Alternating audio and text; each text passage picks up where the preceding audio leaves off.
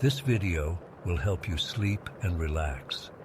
But before we begin, I would like to know which city you're from and what time you're watching this. Now, subscribe to the channel, relax, and let's begin.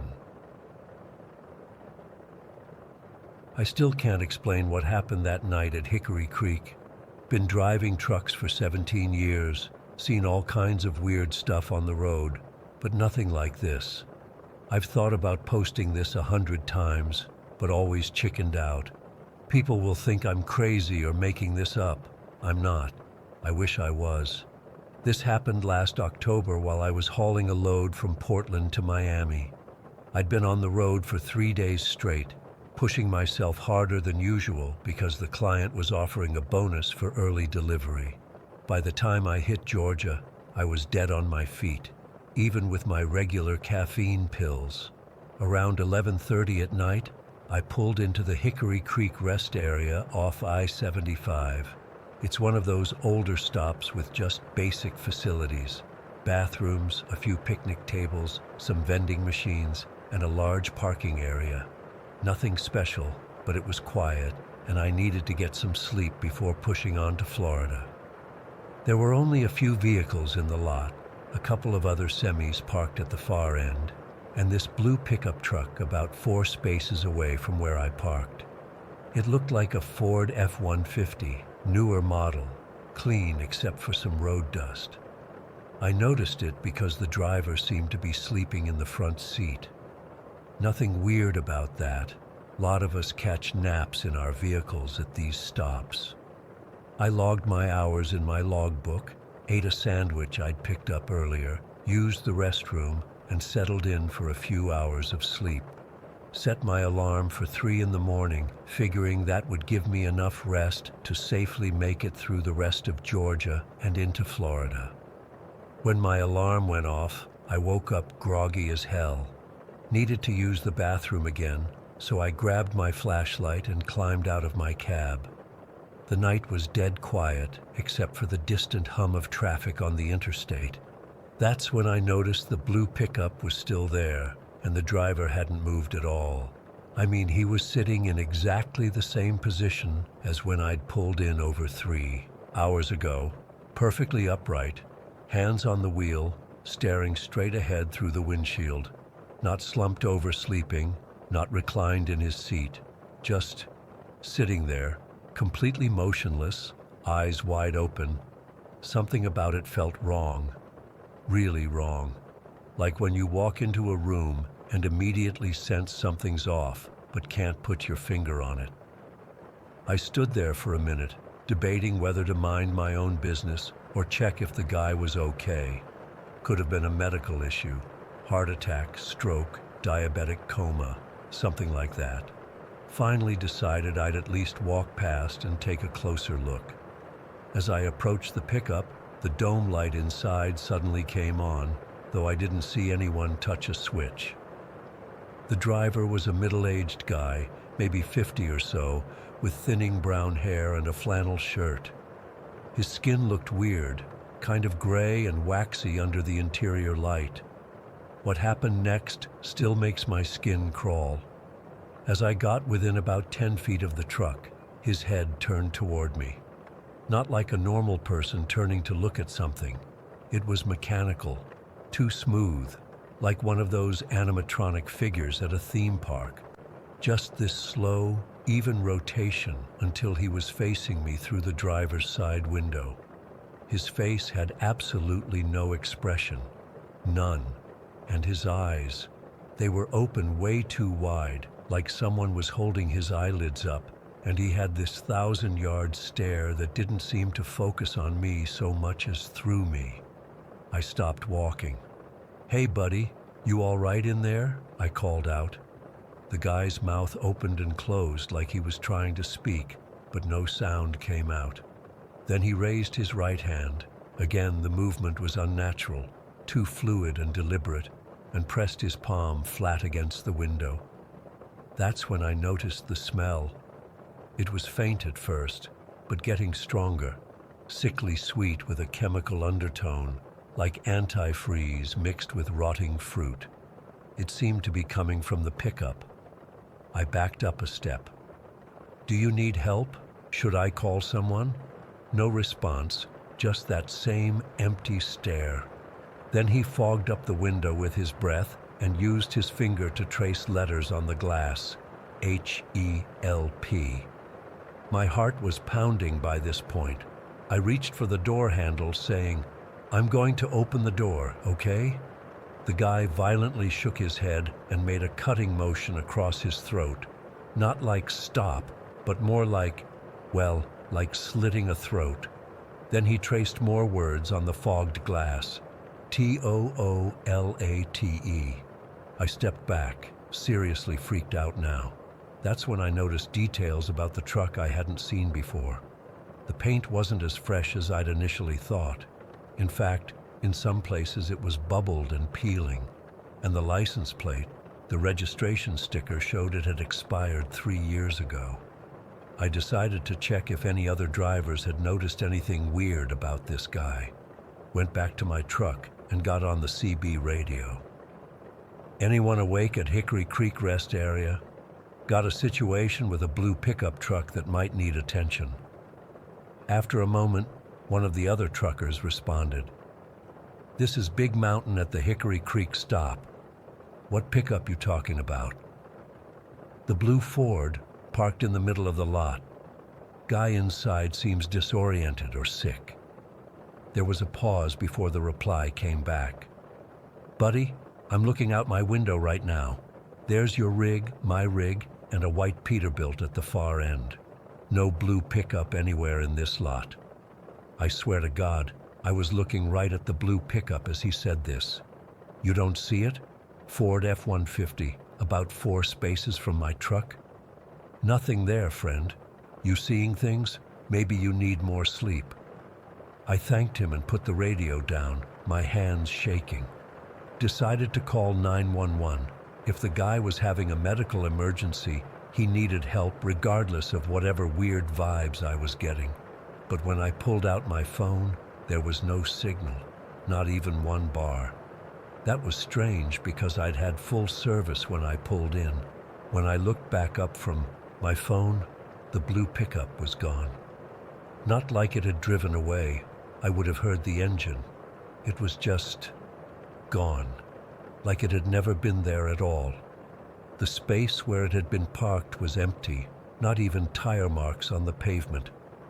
I stood there for a long time, trying to process what had just happened. Eventually convinced myself I must have been more tired than I thought. Hallucinations can happen with severe sleep deprivation, right? I used the bathroom, splashed cold water on my face, and got back on the road. Figured I'd just push through to Florida and try to forget the whole thing. But it kept nagging at me. When I delivered my load in Miami the next day, I had a few hours to kill before picking up my return haul. Out of curiosity, I Googled Hickory Creek Rest Area, Georgia incidents. What I found made my blood run cold. 3 years earlier, a man named Robert Finch had been found dead in a blue Ford F-150 pickup at the Hickory Creek Rest Area. According to the news articles, he was a chemical plant worker who had apparently committed suicide by ingesting industrial chemicals. The articles mentioned that his body wasn't discovered for almost 2 days, despite the rest area being fairly busy. The really disturbing part was a small follow-up story I found on a local news site. In the days after Finch's death was confirmed, there were reports from several drivers who claimed to have seen his blue truck at various rest stops along I-75, sometimes hundreds of miles from where his body was found. Police dismissed these sightings as copycat vehicles or mistaken identifications. I found one more thing, a truckers' forum where drivers shared stories about Hickory Creek. Apparently, the rest area had been temporarily closed about 2 years ago for renovations, but some drivers claimed it was because too many people had reported strange experiences there. One comment stuck with me. Some places hold on to memories, especially traumatic ones. They imprint on a location like a stain you can't wash out. And sometimes those memories bleed through, reaching out to whoever's unlucky enough to encounter them. I've avoided that rest area ever since, changed my route planning to make sure I never have to stop there again. But I still think about that night, about the man in the blue pickup tracing "help" and "too late" on his window.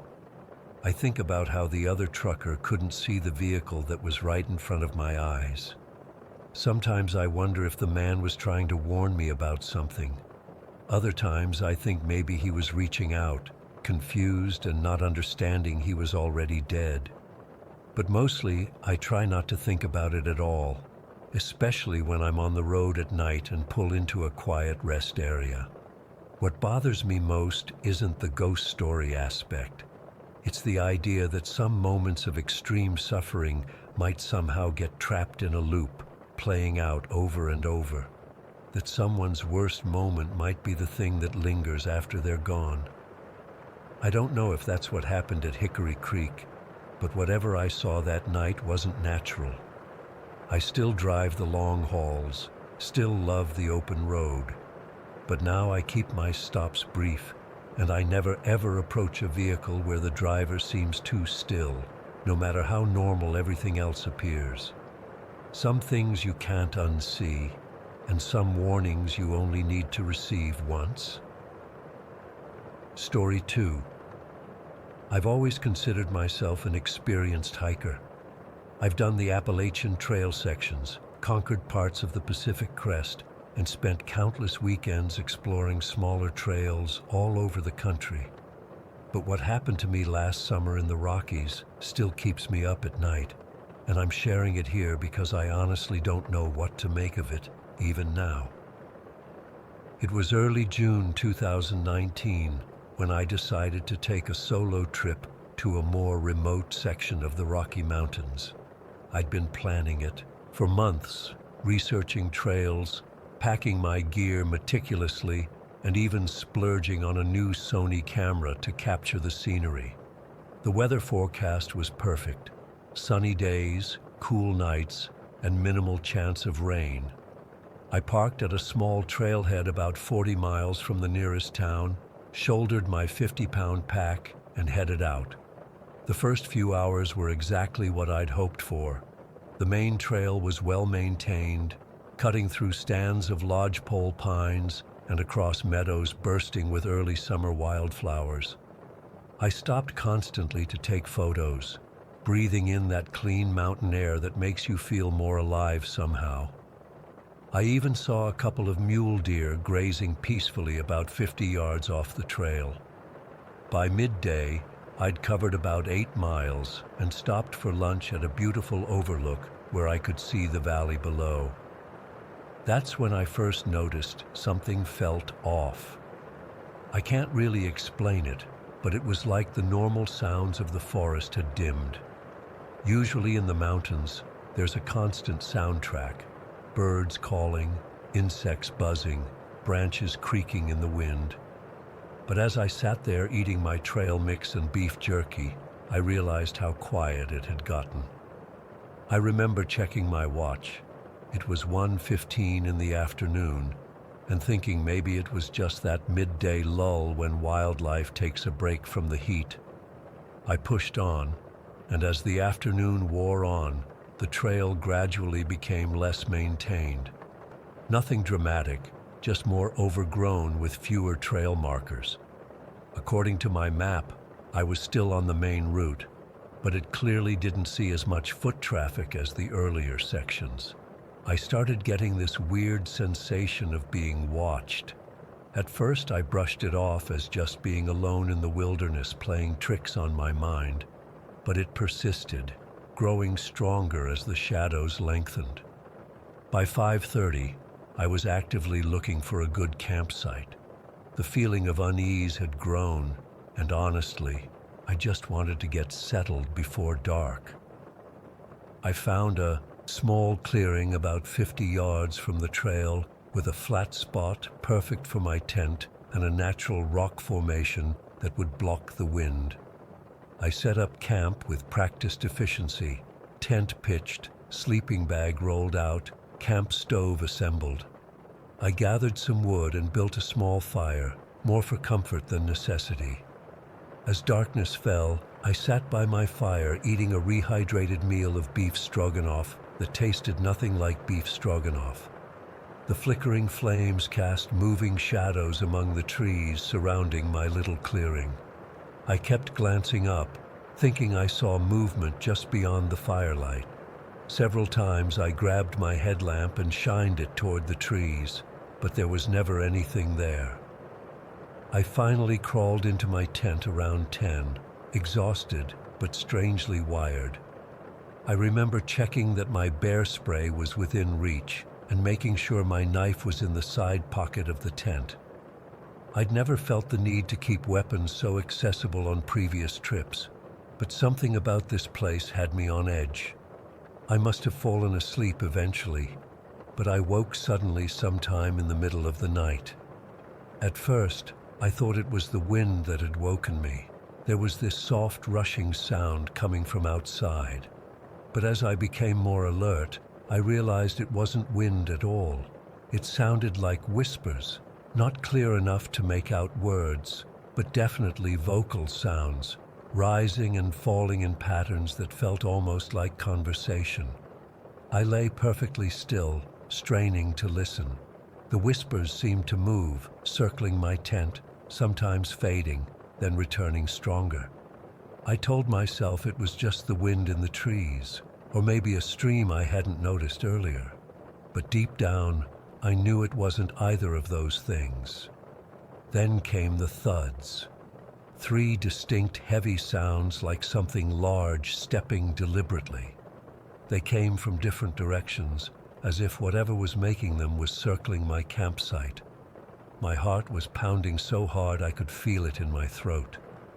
I reached for my headlamp and bear spray, my hands shaking so badly I nearly dropped both. I don't know how long I sat there, paralyzed with fear. The whispers continued, occasionally punctuated by growling sounds that were too deep, too guttural to be any normal wildlife I was familiar with. I kept telling myself, it's just a bear, or maybe wolves, but it didn't feel like any animal encounter I'd ever had or heard about. I didn't sleep another minute that night. As the first gray light of dawn filtered through my tent, the noises finally stopped. I waited another hour until it was fully light before unzipping my tent flap and peering out. The clearing looked normal. My fire had burned down to ash. My food bag was still hanging untouched from a tree branch where I'd secured it. There were no tracks, no signs that anything had been in my camp. I broke camp in record time, skipping breakfast and just stuffing everything haphazardly into my pack. I needed to get moving, to get back to civilization. But as I rejoined the main trail and checked my map, I realized I had a problem. The shortest route back to my car would take at least 2 full days of hiking.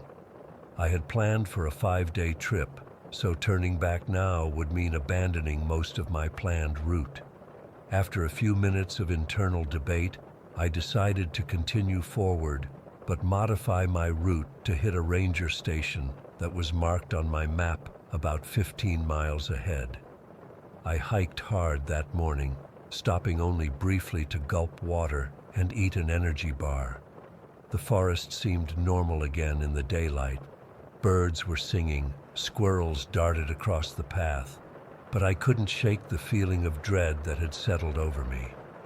After about 4 hours of steady hiking, I came to a fork in the trail that wasn't marked on my map. The main path continued straight, but there was a narrower trail branching off to the right with an old wooden signpost. The paint was faded and peeling, but I could make out the words, Lost Peaks Trail. I checked my map again, but this trail wasn't marked. I hesitated, then pulled out my compass to confirm directions. The main trail continued northeast toward the ranger station, while this unmarked path headed east. I should have just kept going on the main trail. That would have been the smart thing to do. But there was something about that sign, Lost Peaks, that sparked my curiosity. I rationalized that it might be a shortcut, or at least offer some unique views worth photographing. So I turned right. The Lost Peaks trail was immediately different, narrower, less maintained, with branches often scraping against my pack as I walked. The trees grew closer together here, creating a canopy that blocked much of the sunlight. The temperature seemed to drop several degrees, and that eerie silence from the day before returned. And then the whispers started again, in broad daylight. At first, I thought I was imagining it, that my mind was replaying the sounds from the previous night. But these were clearer somehow, almost like they were right beside my ear. I couldn't make out words, but the cadence was unmistakably speech-like. I stopped walking and turned in a complete circle, scanning the forest around me. "Hello?" I called out. "Is someone there?" My voice sounded thin and weak in the dense air. There was no response, but the whispers paused briefly before resuming, now seeming to come from further down the trail.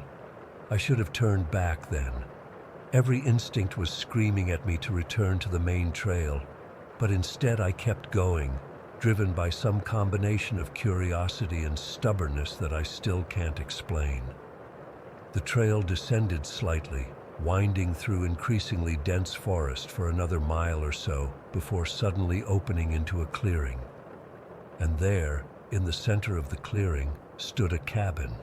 It wasn't large, maybe 15 by 20 feet, with a pitched roof and a small porch. The logs it was built from had weathered to a silver gray, and parts of the roof were sagging inward. It looked like it had been abandoned for decades, yet there was something about it that suggested it wasn't completely forgotten. I approached slowly, the whispers now completely silent. The only sound was the crunch of pine needles under my boots. The cabin door hung partially open, swinging slightly, though there was no breeze. I stood on the porch, listening. Nothing. I called out again, still nothing. I pushed the door open wider with my trekking pole. The interior was dim, with light filtering through a single dirty window and the open doorway. There was a rustic table with one chair, a small cast-iron stove in the corner, and a narrow cot against the far wall. But what caught my attention immediately were the photographs. They covered almost every inch of the walls. Dozens, maybe hundreds of them. Yellowed, faded photographs of people. Hikers mostly, judging by their clothing and gear. Some looked like they were from the 70s or 80s, others more recent. In each photo, the person was alone, standing on various trails or mountaintops, smiling at the camera. But it was their eyes that disturbed me. In every single photograph, despite the smiles, the eyes held an expression I can only describe as profound sadness, or maybe fear. It was as if the photos had captured some horrible realization just dawning on each subject. I moved closer to examine them, my skin crawling. Some of the faces seemed vaguely familiar, though I couldn't place why. Had I seen them on missing persons reports? Or were they just similar to people I knew? As I leaned in to look at one photograph of a woman about my age with a red backpack, I heard a sound behind me, a soft scraping, like something being dragged across the wooden floor. I spun around. There was a figure standing in the doorway. Even now, I can't really describe what I saw. It wasn't entirely solid. It was person-shaped, but darker than the shadows around it, with edges that seemed to waver and shift. Where a face should have been was just emptiness, deeper darkness. I think I screamed. I'm not sure. All I know is that pure terror shot through me like electricity. I lunged for the door, which meant moving toward the figure. It didn't move. But as I got closer, the whispers returned. Louder now, urgent, coming from the figure itself, though it had no visible mouth. I don't remember actually passing through the doorway. My next clear memory is running, sprinting down that narrow trail, branches whipping against my face and arms. I didn't stop, didn't look back, just ran until my lungs were burning and my legs turned to rubber. When I finally collapsed, gasping for breath, I found myself back at the fork where the main trail continued. I scrambled to my feet and kept going, not stopping until I reached a sunny meadow where other hikers were resting. Normal, solid, clearly human hikers who gave me strange looks as I burst into their midst, wild-eyed and scratched up. I made it to the ranger station by late afternoon. When I tried to tell the ranger about the cabin and the photographs, he looked at me like I was crazy. He said there were no cabins in that area, no trail called Lost Peaks. When I insisted, showing him roughly where it had been on my map, he just shook his head and said that section was designated wilderness with no structures or maintained trails. I cut my trip short and hiked out the next day, taking the most direct route back to my car. I've been trying to make sense of what happened ever since. I've researched missing hikers in the Rockies, looked for mentions of similar experiences, even considered going back with other people to find that cabin again. But I won't. Whatever I encountered there, whatever that shadow figure was, I know with absolute certainty that I was meant to become one of those photographs on the wall. And sometimes, late at night when I can't sleep, I still hear those whispers, calling me back to the Lost Peaks Trail. Story 3. I've spent my entire career believing in the badge. I was only 6 years old when I decided I wanted to be a police officer after one helped me find my mom in a crowded mall. 23 years later, I'd been with the Burlington Police Department for 5 years and still believed we were the good guys. Until that February night in 2017. It was around 9:30 and I'd stayed late to finish paperwork. Nothing unusual. The station was quiet, just the skeleton night crew and a few detectives working overtime. I'd been putting off a bathroom break for too long, and when I finally went, I took a different route back to my desk. I hate how random choices can change your whole life. I passed by the HR office and noticed the light was on. Lisa, the HR director, never left lights on. She was fanatical about energy conservation. The door was cracked open maybe an inch. I paused, wondering if I should check it out or mind my own business. Looking back, I wish I'd chosen to keep walking. When I pushed the door open, nobody was there. The file cabinet with personnel records was wide open, folders scattered across Lisa's desk. I thought maybe she'd been called away suddenly, but something felt off. As I got closer, I noticed the files all belonged to officers who'd left the department in the last couple years. 7 folders, all open, all with the same thing missing: exit interview documents. My stomach tightened. I'd conducted inventories before. I knew what complete files looked like. These had been tampered with. I pulled out my phone and took pictures of everything: the open cabinet, the files, the names. I didn't touch anything else. 5 years on the force teaches you not to mess with potential evidence. I reported it to Lieutenant Rivera, my direct supervisor, first thing the next morning. He seemed concerned, but not alarmed. Probably just Lisa working late and forgot to put everything away, he suggested. But Lisa confirmed she'd left at 5, locked her office, and the files had been properly stored. That's when Detective Marcus Santos got involved. He was one of the good ones, 20 years on the force, incorruptible, the kind of detective who'd follow a case even if it led to his own mother. He pulled security footage from that night and found something disturbing: a 17-minute gap in the recording covering the administrative wing. including the HR office. Not a technical glitch. Someone had deliberately erased it. "This is a professional job," Santos told me in the break room 3 days after my discovery. We were alone, and he kept his voice low. "Someone knows our security systems, someone with access." The thought made me sick. An inside job. Santos asked me to keep quiet while he investigated. I agreed, but my radar was up. I started noticing things. Conversations that stopped when I entered rooms. Colleagues avoiding eye contact. Was I being paranoid, or was something seriously wrong with my department? A week later, Santos called me to an empty interview room. He looked exhausted, like he hadn't slept in days. "I found a connection," he said, sliding a piece of paper across the table. It was a list of the 7 officers whose files had been tampered with. All of them mentioned one name in their exit interviews: Sergeant William Hazen. My blood went cold. Hazen was a 20-year veteran, respected, decorated. He'd been my field training officer when I first joined. Tough but fair, I thought. He had a reputation for being particularly hard on drug offenders. "What did they say about him?" I asked. "Different things, concerns about his methods, how he handled female suspects, especially those arrested for minor drug possession. Nothing concrete enough for an investigation at the time, but together." Santos had more.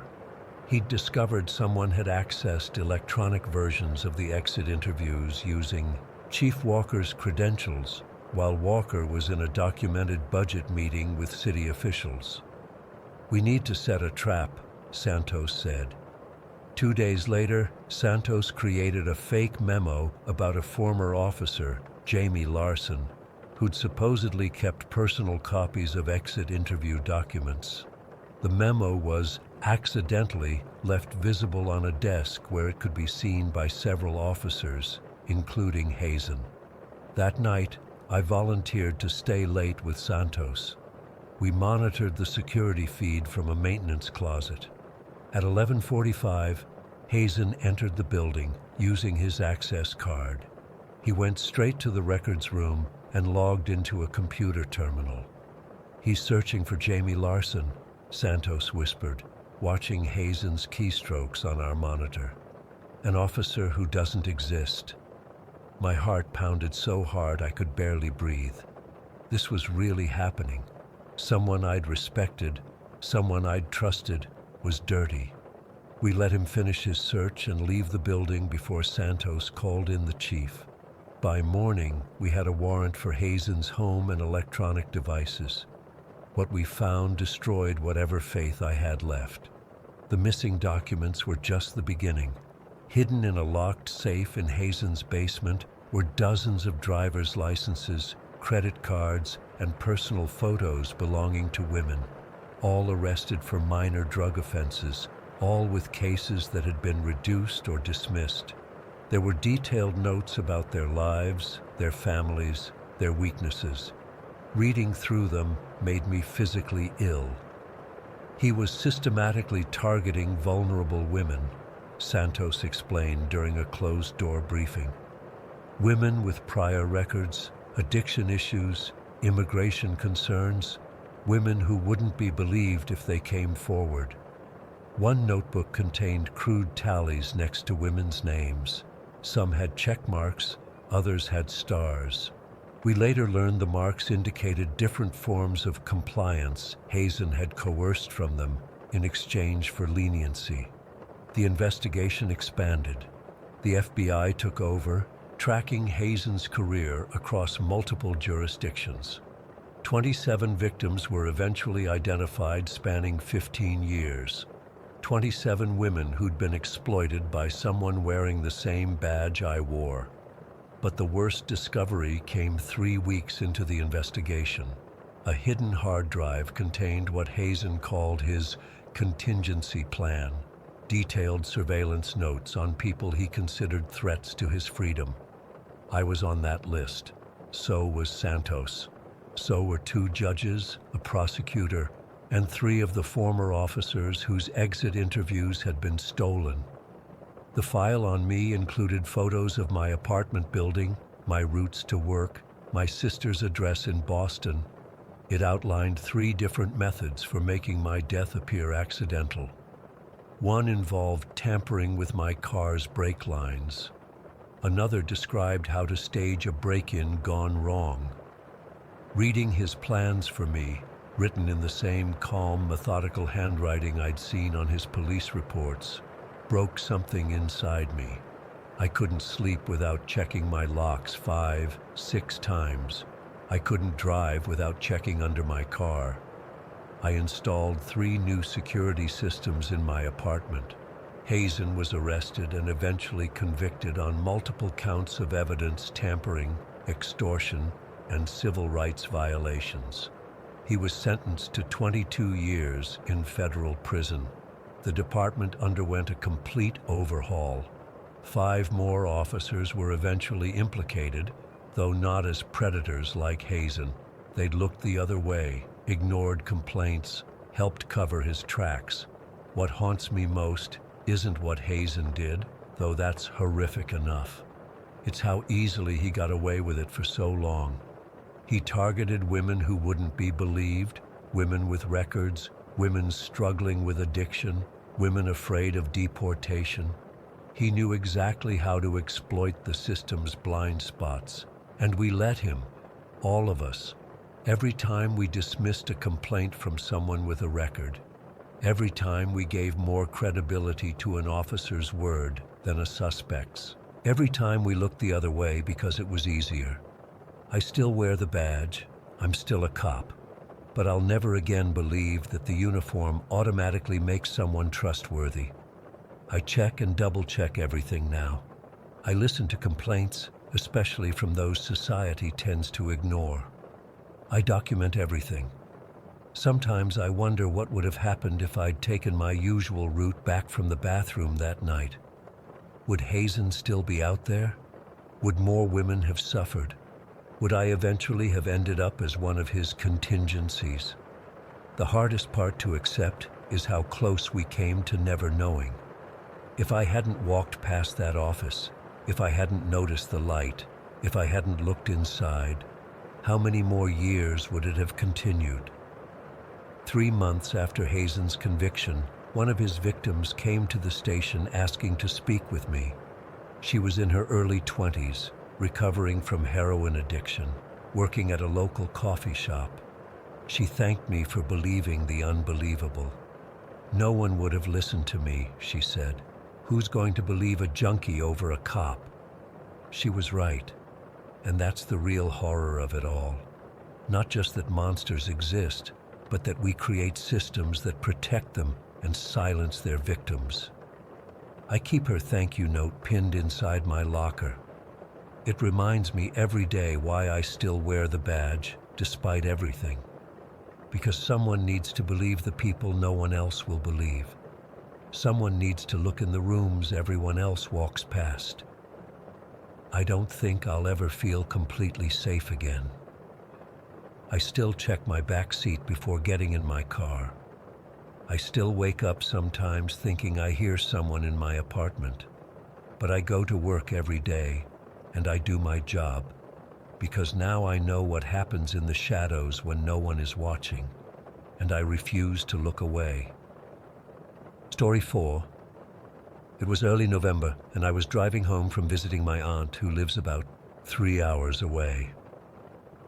I don't usually take Highway 17. Most people avoid it if they can, but there was construction on the main interstate, and my GPS rerouted me. The sun had set about an hour earlier, and the temperature had dropped quickly.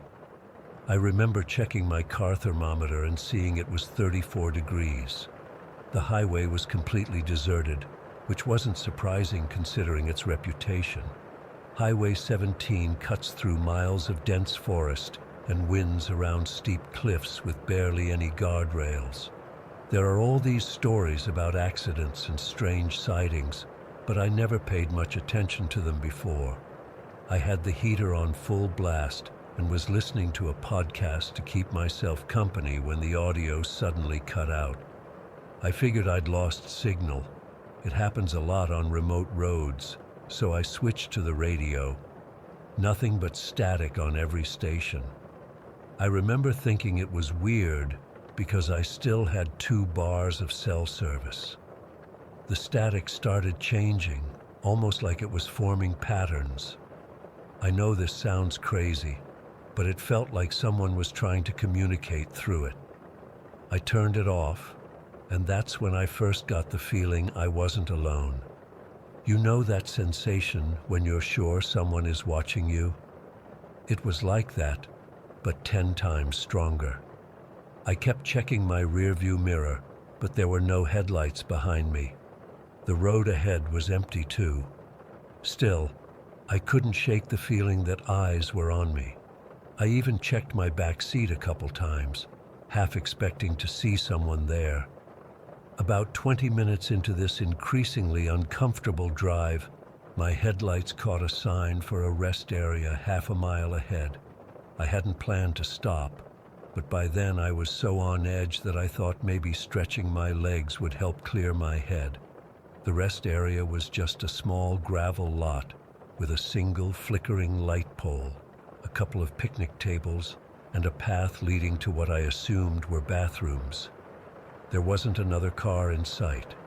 I pulled in and turned off the engine but left my headlights on, illuminating the edge of the woods. That's when I heard it, sobbing.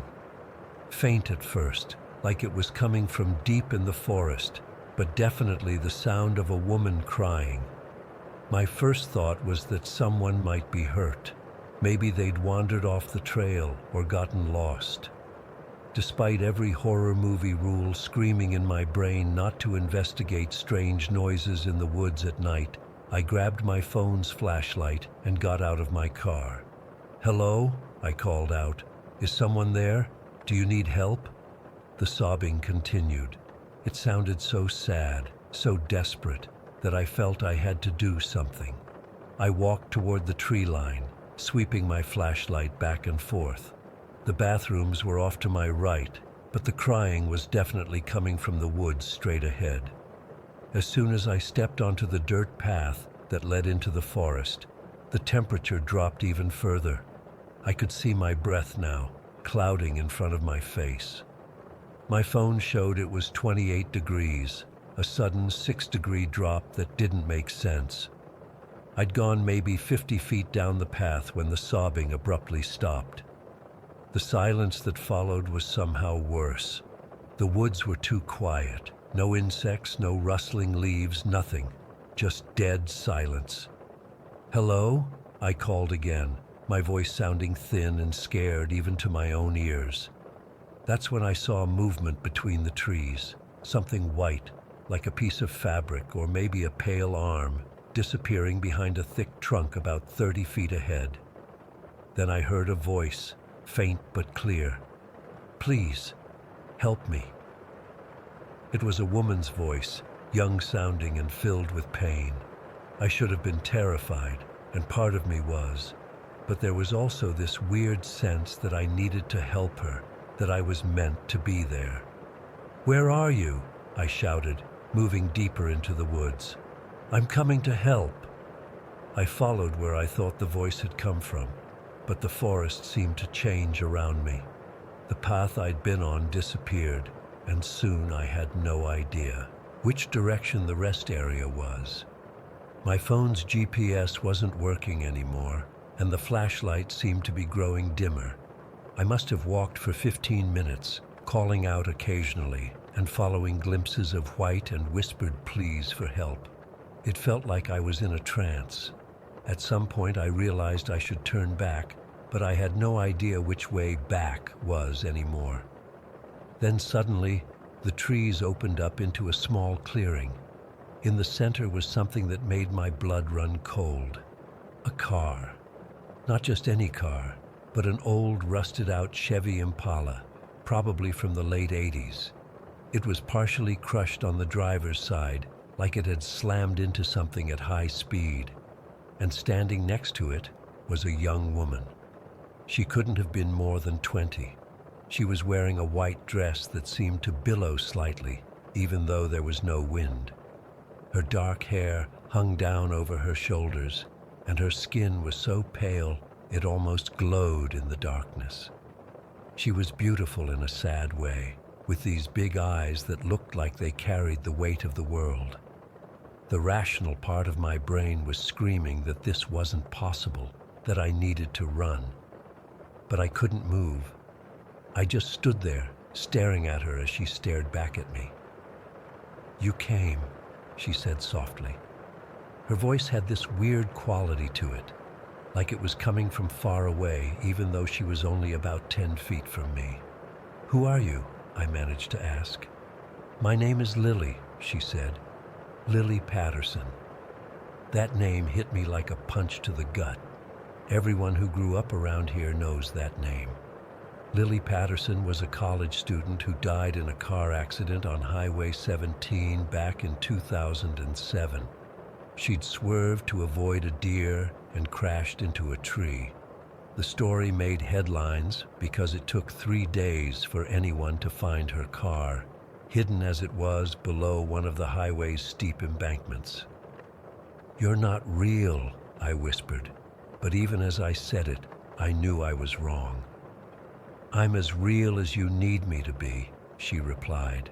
There was no malice in her voice, just a deep sadness. "I've been waiting for someone who could hear me." "Why me?" I asked. "I don't choose who can hear me. I call out and most people drive by. But you stopped. You listened." I looked at the wrecked car behind her. "Is that—" "Yes," she cut me off. "This is where I died. Alone in the dark, waiting for help that came too late." A chill ran through me that had nothing to do with the cold. "What do you want from me?" Lily moved closer, and I noticed something strange. She didn't exactly walk. It was more like she glided, her feet not quite touching the ground. "I'm trapped," she said, "between worlds, not alive, but not gone either. I need someone to remember me. Not just as a tragic headline or a ghost story to scare kids. I need someone to know who I really was." And then, in that clearing, Lily told me her story. How she'd been studying to become a teacher. How she loved photography and had dozens of half-filled journals. How she'd been driving home to surprise her parents for their anniversary when the accident happened. How she'd been conscious for hours afterward, pinned in her car, hoping someone would find her. As she spoke, the forest around us seemed to fade away. I could almost see her life flashing before my eyes, her childhood home, her college dorm, the photographs she'd taken. It was like watching a movie in fast forward, but feeling every emotion as if it were my own. "No one remembers the real me anymore," she said when the visions faded. "Just the accident, just the ghost stories." I found myself crying, tears freezing on my cheeks in the cold air. "I'll remember you," I promised. "I'll tell your story." Something changed in her expression then, a lifting of some invisible weight. "That's all I needed," she whispered. "Someone to carry my memory." She reached out as if to touch my face, but her hand stopped just short. "Find your way back to the path. Follow the light. And please, remember your promise." Before I could respond, Lily began to fade. Not dramatically like in movies, but subtly, like mist dissipating in morning sun. The wrecked car faded with her until I was standing alone in an empty clearing. I don't know how long I stood there in shock. Eventually I noticed a faint glow through the trees, my car's headlights still on at the rest area. Somehow, I'd walked in a circle without realizing it. I stumbled back to my car, half expecting Lily to reappear, but the forest remained empty. The only sound was my own ragged breathing and the crunch of fallen leaves under my feet. When I reached my car, I collapsed into the driver's seat and sat there shaking for what felt like hours. I tried to convince myself I'd imagined the whole thing, that I'd gotten lost in the woods and my mind had created Lily from stories I'd heard. But I knew that wasn't true. The emotion was too raw, the details too specific. And when I finally turned my car back on, the radio immediately played clear as day. No static, no interference. I drove home in a daze. When I finally got to my apartment, I immediately started researching Lily Patterson. I found old news articles about her accident, a few photos from her college yearbook, and an obituary that listed her as a beloved daughter, friend, and aspiring educator. But what struck me most was how quickly she'd faded from public memory. A few brief mentions in articles about Highway 17's dangerous curves, occasional references in local ghost stories, but nothing about who she really was. In the weeks since, I've been keeping my promise. I started a small memorial website with the information I could find about Lily. I reached out to her old college and discovered they had an archive of the photography exhibition she'd put together in her junior year. I even found her parents, who still live in the same house, and though I haven't worked up the courage to contact them directly yet, I've been compiling everything I learned to share with them someday. I've driven down Highway 17 3 times since that night, always stopping at that same rest area. I haven't seen Lily again, but sometimes I think I hear faint sobbing that stops when I step into the woods. Sometimes I feel a presence beside me, watching as I leave flowers by the tree line. I don't know if what I'm doing is helping Lily move on, or if she's already gone, and I'm just keeping a promise to a memory.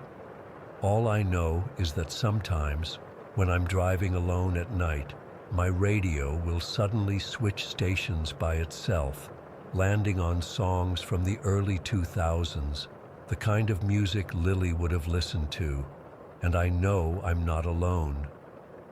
Story 5. I still haven't told anyone about what happened that night 3 weeks ago. Not my wife, not my therapist, no one. But I need to get this off my chest before it drives me insane, so I'm posting it here anonymously. It was around 2:15 in the morning when everything happened. I was driving through the New Mexico desert on Interstate 40, headed back to Albuquerque after a business trip to Flagstaff.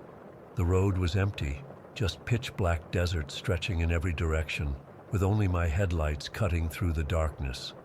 I'd been driving for hours, and that weird highway hypnosis had started to kick in.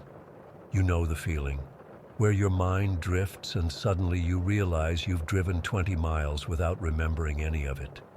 I had the radio playing low, some late-night talk show about conspiracy theories that was keeping me just awake enough.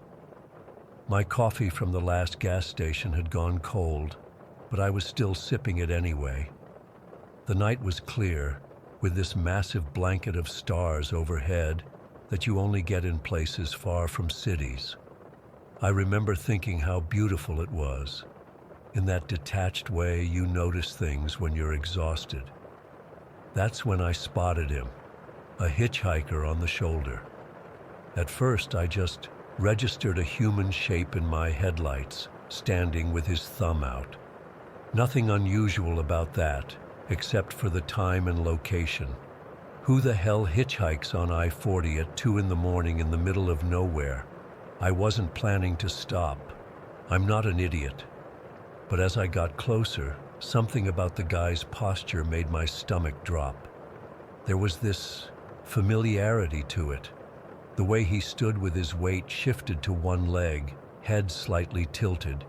It was so specific that it triggered something in my brain before I could even see his face. I don't know why, but I hit the brakes. Maybe it was curiosity. Maybe it was that strange sense of recognition. Or maybe I was just tired enough to make a stupid decision. I pulled over about 50 feet ahead of him, immediately questioning what the hell I was doing.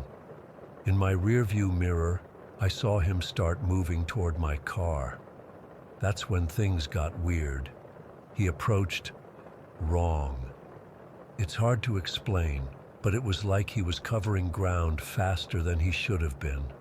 Not running, just covering distance in a way that felt off, like the space between us compressed. When he reached my passenger window, I rolled it down just a few inches, enough to talk, not enough for him to reach in. That's when my whole world turned upside down.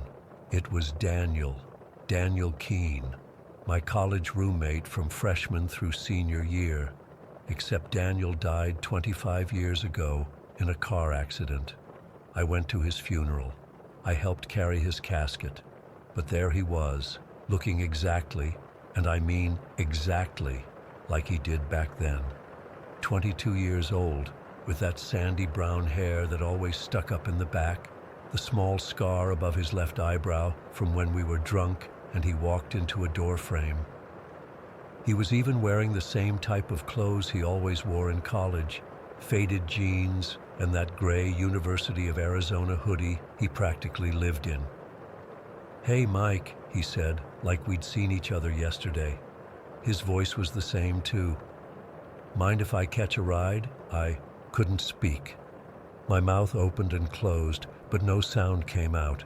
I was shaking so bad I could hear my keys jingling in the ignition.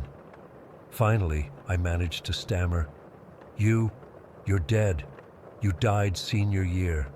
The car accident on spring break." He nodded, completely unfazed. "That's the official version," he said, then glanced at his wrist like he was checking a watch, though he wasn't wearing one. "Look, we need to get off this stretch of road in the next 7 minutes. Can I get in? I'll explain everything." I don't know why I unlocked the door.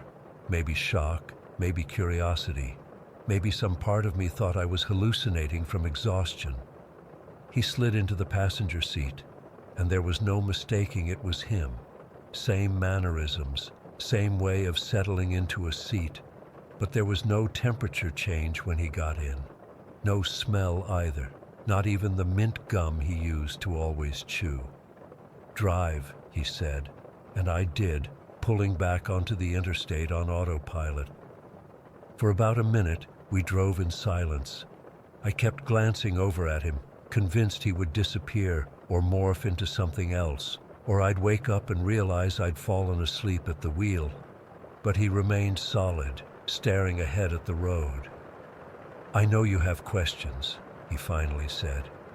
"The simplest explanation is that I'm still here, just not in the way you understand here to be." "What does that even mean?" My voice sounded strange to my own ears.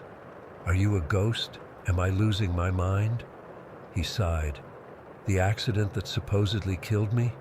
It wasn't just me who died. There was a family of 4 in the other car. Parents, 2 kids under 10. My blood went cold. I'd never heard this detail before. The story we'd all been told was that Daniel had lost control on a curve and hit a tree. "I wasn't just driving back to campus that night," he continued. "I was coming back from Mexico with a backpack full of pills. Uppers, mostly. I was selling them to students cramming for finals. I'd been awake for almost 40 hours and was completely strung out. Crossed the center line and hit them head on. I gripped the steering wheel tighter. That's not what they told us. My parents paid a lot of money to make sure it wasn't. They couldn't bear the thought of everyone knowing what I'd done. The other family, they were just heading home from visiting relatives." A sick feeling settled in my stomach. "So what are you now? Why are you here?" "I'm assigned to this stretch of highway, from Flagstaff to Amarillo. It's my territory, I guess you could say.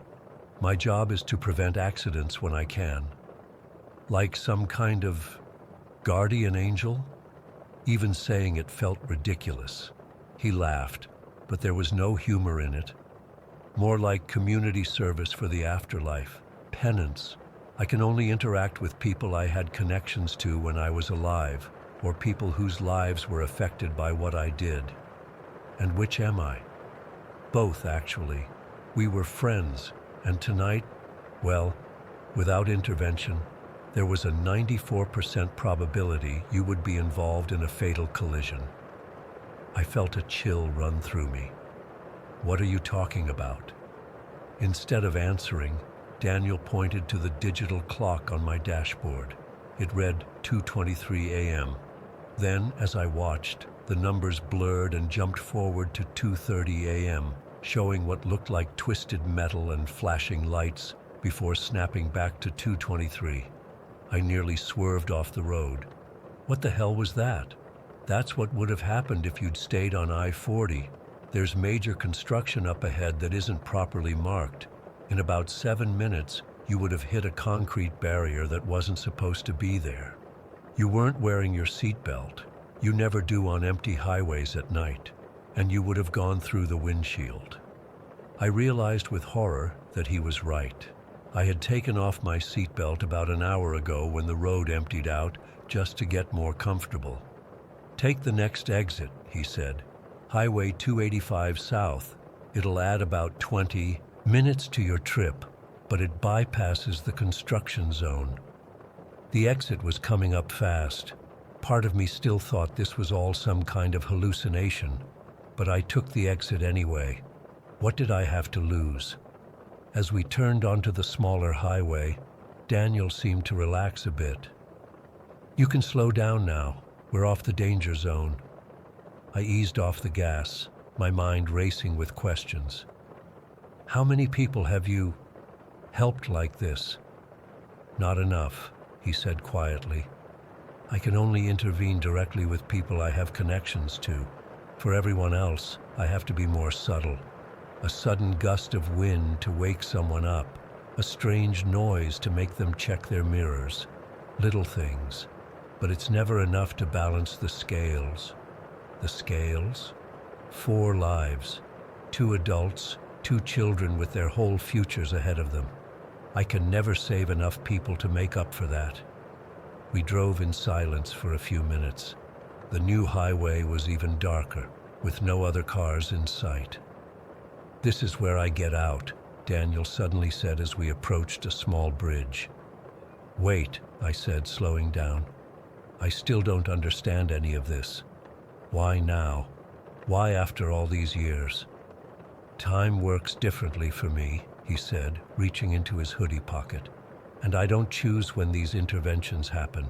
They're assigned. He pulled out a small leather-bound journal and placed it on the dashboard. Look at this when you get home. And Mike, start wearing your seatbelt, even on empty roads. I pulled over, and before I could say anything else, he was out of the car. I turned to watch him go, but there was nothing, just empty road behind us. He had vanished completely. The journal sat on my dashboard. With shaking hands, I picked it up and opened it. Inside was a handwritten entry describing an accident on I-40, dated with that night's date. It detailed exactly how I would have died at 2:30 a.m., including specific details about my injuries, mentioning I was partially ejected through the windshield due to not wearing my seatbelt. There were even details about what they would have found in my car, my laptop with the presentation I'd just finished, the half-empty coffee cup, the receipt from the gas station in Gallup. I flipped through the rest of the pages, but they were all blank. Just as I was about to close it, something slipped out, a faded photograph. It was from our freshman year, me and Daniel standing outside our dorm, arms around each other's shoulders, both of us looking impossibly young. I sat there for a long time, just staring at the photo. Finally, I put the car in drive and continued on, my mind reeling. About an hour later, I turned the radio back on to help stay alert. The news was reporting a massive pileup on I-40 at exactly the construction zone Daniel had warned me about. Multiple fatalities. They were saying a truck had hit an unmarked concrete barrier and jackknifed, causing a chain reaction with several other vehicles. It had happened at 2:30 a.m. When I finally got home, I immediately checked the journal again, needing to confirm I hadn't imagined the whole thing. But when I opened it, All the pages were blank, completely empty, except for that photograph from freshman year. It's been 3 weeks now, and I still don't know what to make of it all. Was it real? Was Daniel actually there? I don't have answers. All I know is that I've started wearing my seatbelt all the time now, even on empty roads at night. And sometimes, when I'm driving alone, I glance at the passenger seat and whisper a thank you, just in case he's listening. Story 6. I'm not sure if writing this down will help me make sense of it, but I need to get this out. Maybe one of you has experienced something similar, or can explain what happened to me back in January of 2019. I've been driving trucks for 15 years now, and nothing, absolutely nothing, has ever shaken me like this. It was supposed to be just another haul from Chicago to Sacramento. Nothing special. I've done this route dozens of times, could practically drive it with my eyes closed, though I obviously don't. The weather was typical winter crap. Light snow, temperatures in the teens. I was hauling electronics, nothing valuable enough to make me a target. My dispatcher had me on a tight schedule, so I was pushing through the night across Nebraska on I-80. It must have been around 2 in the morning when I first noticed it. A dark sedan, looked like maybe a Dodge Charger or something similar, maintaining the exact same distance behind me. At first, I didn't think much of it. Plenty of people use trucks as pace cars to avoid speed traps, especially at night. But after about 20 minutes, I realized something wasn't right. This car wasn't just following me, it was mimicking my every move with eerie precision. When I slowed from 65 to 60, it slowed. When I sped up to 70, it matched me exactly. I tried varying my speed randomly, 68, then 73, then back to 65, and each time, the sedan adjusted perfectly, keeping exactly the same distance. You have to understand something about driving a big rig at night. You develop a sixth sense about the vehicles around you. You know when someone's drunk, when they're falling asleep, when they're texting. This was different. This felt deliberate, calculated. I decided to test it further. There wasn't much traffic. Just a few other trucks and maybe 3 or 4 cars spread out over miles of highway. I put on my signal and moved to the right lane. The sedan followed. I moved back to the left. It followed again, keeping that same precise distance. Close enough that I could see it clearly in my mirrors, but far enough that I couldn't make out the driver or the plates. My heart started beating faster. 15 years on the road, and I've had my share of weird encounters. Drunk drivers, road rage incidents, even a guy who followed me for 20 miles, flashing a gun once. But this felt different, more systematic. I grabbed my CB radio. Breaker 19, eastbound on I-80 near mile marker 183. Anybody got eyes on a dark sedan following a Peterbilt? Over. After some static, a voice came back. This is Dusty Dog heading westbound. Just past your position. That sedan been tailing you long? Over. About 30 minutes now. Never changes distance. Matches every speed change. Getting a bad feeling here. Want me to slow down, get a plate? Over. Appreciate it, Dusty. I'm the Blue Pete with the white trailer. I watched in my mirror as Dusty's truck appeared in the eastbound lanes, headlights bright against the dark highway. He flashed his lights twice to let me know he saw me. A minute later, his voice crackled over the CB again. Mike, I can't get a read on that plate. It's either covered or, I don't know, it's just not visible. But here's the weird thing. I swear I saw that same car about an hour ago, back near Grand Island. Over. My blood went cold. Grand Island was over 70 miles back. There's no way this car could have been there an hour ago and still be following me now. Unless...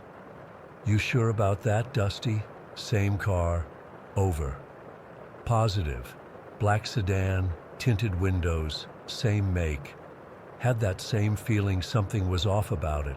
Was following another trucker back there too, keeping perfect distance just like with you. I thanked him and signed off, my mind racing. I needed to get somewhere with people, lights, security cameras.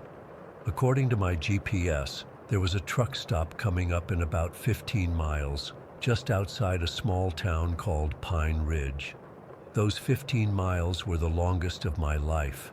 I kept checking my mirrors, watching that sedan maintain its perfect position, never getting closer, never falling back. The rational part of my brain tried to come up with explanations. Maybe it was an unmarked police car, but why wouldn't they just pull me over if I was doing something wrong? Maybe it was some kind of automated vehicle testing? But this was 2019 in rural Nebraska, not Silicon Valley. When the truck stop finally came into view, I felt a wave of relief. I signaled and began to slow down. The sedan kept pace until I hit my turn signal for the exit. Then it accelerated slightly, continuing down the highway. I watched it disappear into the distance as I pulled into the truck stop. The place was dead at that hour, just a few trucks in the lot and a sleepy cashier inside. I parked, locked my cab, and hurried inside, constantly looking over my shoulder. I bought a coffee I didn't need and asked the cashier if they had security cameras covering the lot. "Sure do," she said, barely looking up from her phone. "Manager can show you the footage if there's a problem." I thanked her and found a seat by the window where I could watch my truck and the highway. I must have sat there for 45 minutes, jumping at every set of headlights that passed. Nothing unusual happened. No sign of the sedan. Maybe I'd overreacted. Maybe it was just someone who happened to be going the same speed, and my tired brain had made it into something sinister. When I finally got back on the road around 4 in the morning, I felt better. The coffee had helped, and the break had cleared my head. I merged onto I-80 westbound, settling back into my rhythm. Then I saw it. There it was again, the same dark sedan, in the exact same position behind me, as if it had been waiting for me to get back on the highway, as if it knew exactly where I'd stop and when I'd leave. My hands started shaking on the wheel. This wasn't possible. I'd watched the highway the entire time I was at the truck stop. I would have seen it if the car had pulled in after me, and if it had continued west, it would be miles ahead by now. There's no way it could be back in the same position unless there was more than one car, unless this was coordinated. I grabbed the CB again, but there was no response this time. Just static and the occasional snippet of conversation between truckers miles away. I was on my own. The next truck stop was over 50 miles away, in a town with an actual police station. I decided to head there, maintaining a steady speed, watching the sedan match my every move with that same mechanical precision.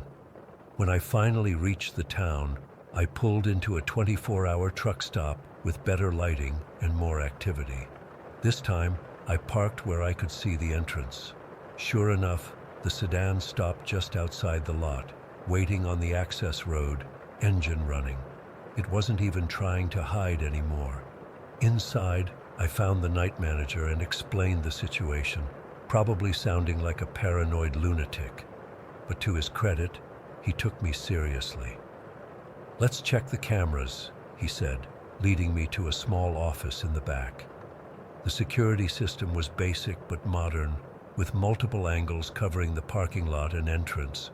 We reviewed the footage from the last 10 minutes, showing my truck pulling in. But when we looked for the sedan at the entrance where I'd seen it waiting, there was nothing there, just an empty access road. "I swear it was there," I said, my voice rising. "Dark sedan, tinted windows. It's been following me for hours." The manager frowned, replaying the footage. Nothing there, man. You sure you're not just tired? Road fatigue can do weird things to your mind. I insisted, so he called the local police.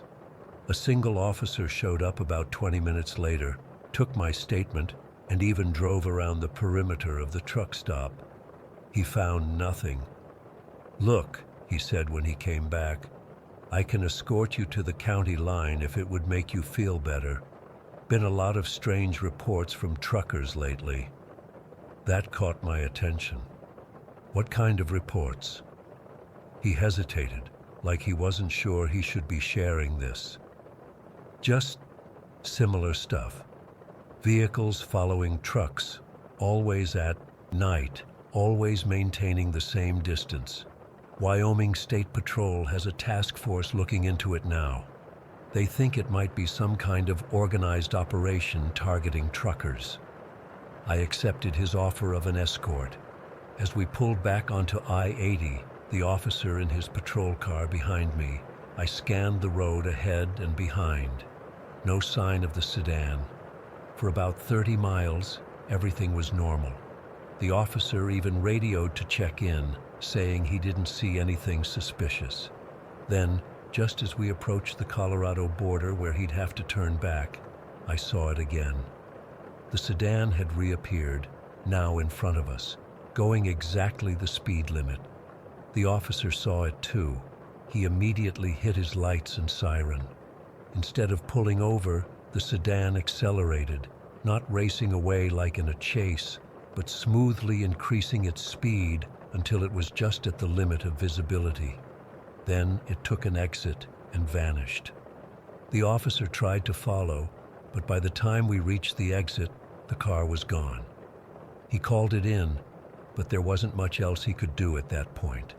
He reluctantly left me at the state line with the number for Wyoming Highway Patrol. I drove the rest of the way to Sacramento in a state of constant anxiety, checking my mirrors obsessively, convinced the sedan would reappear at any moment. It didn't, at least not that I saw. I delivered my load a day late, took a few days off in a motel, and seriously considered quitting trucking altogether. In the weeks that followed, I learned bits and pieces about the investigation. Multiple truckers had reported similar experiences, all along I-80 and nearby highways. The Wyoming task force eventually went cold, no suspects identified, no clear motive established. Some theorized it was a new method of cargo theft, with spotters tracking trucks to identify patterns and vulnerabilities. Others suggested human trafficking operations, looking for trucks to hijack for border crossings. But none of these explanations accounted for what I experienced.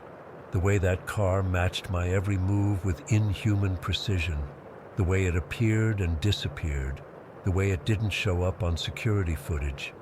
I still drive the same routes, but I've installed additional security measures, extra cameras, GPS trackers, even a panic button that alerts both my company and the nearest highway patrol. I never drive through Nebraska at night anymore. Sometimes I wake up in cold sweats, convinced I can see headlights in my mirrors, maintaining that same perfect distance. The highways aren't just roads anymore, they're hunting grounds. And something out there is watching, tracking, waiting for the perfect moment to strike. I don't know what would have happened if I'd been alone on a more isolated stretch of highway. I don't know what they wanted. And I don't know why, 4 years later, I still occasionally glimpse what looks like the same sedan in my mirrors, only to have it vanish when I try to get a better look. Whatever's out there on I-80, it's still watching. And sooner or later, it's going to do more than just follow.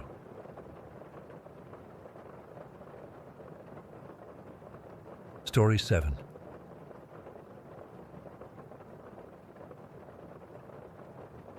I can't sleep anymore. Every time I close my eyes, I see his face flickering in my rearview mirror. It's been 3 days since it happened, and I still can't make sense of any of it. I need to write this down. Maybe someone out there has experienced something similar, or can tell me I'm not losing my mind. I was driving back from visiting my sister in Cedar Rapids last Friday. It was around 9:30 at night, and I'd been on Highway 10 for about an hour. The road was practically empty, just occasional headlights passing in the opposite direction. I had the radio on low, some classic rock station that kept fading in and out with static. I wasn't planning to stop until I got home, maybe another hour and a half away. The moon was full, casting this weird bluish glow over the cornfields on either side of the highway.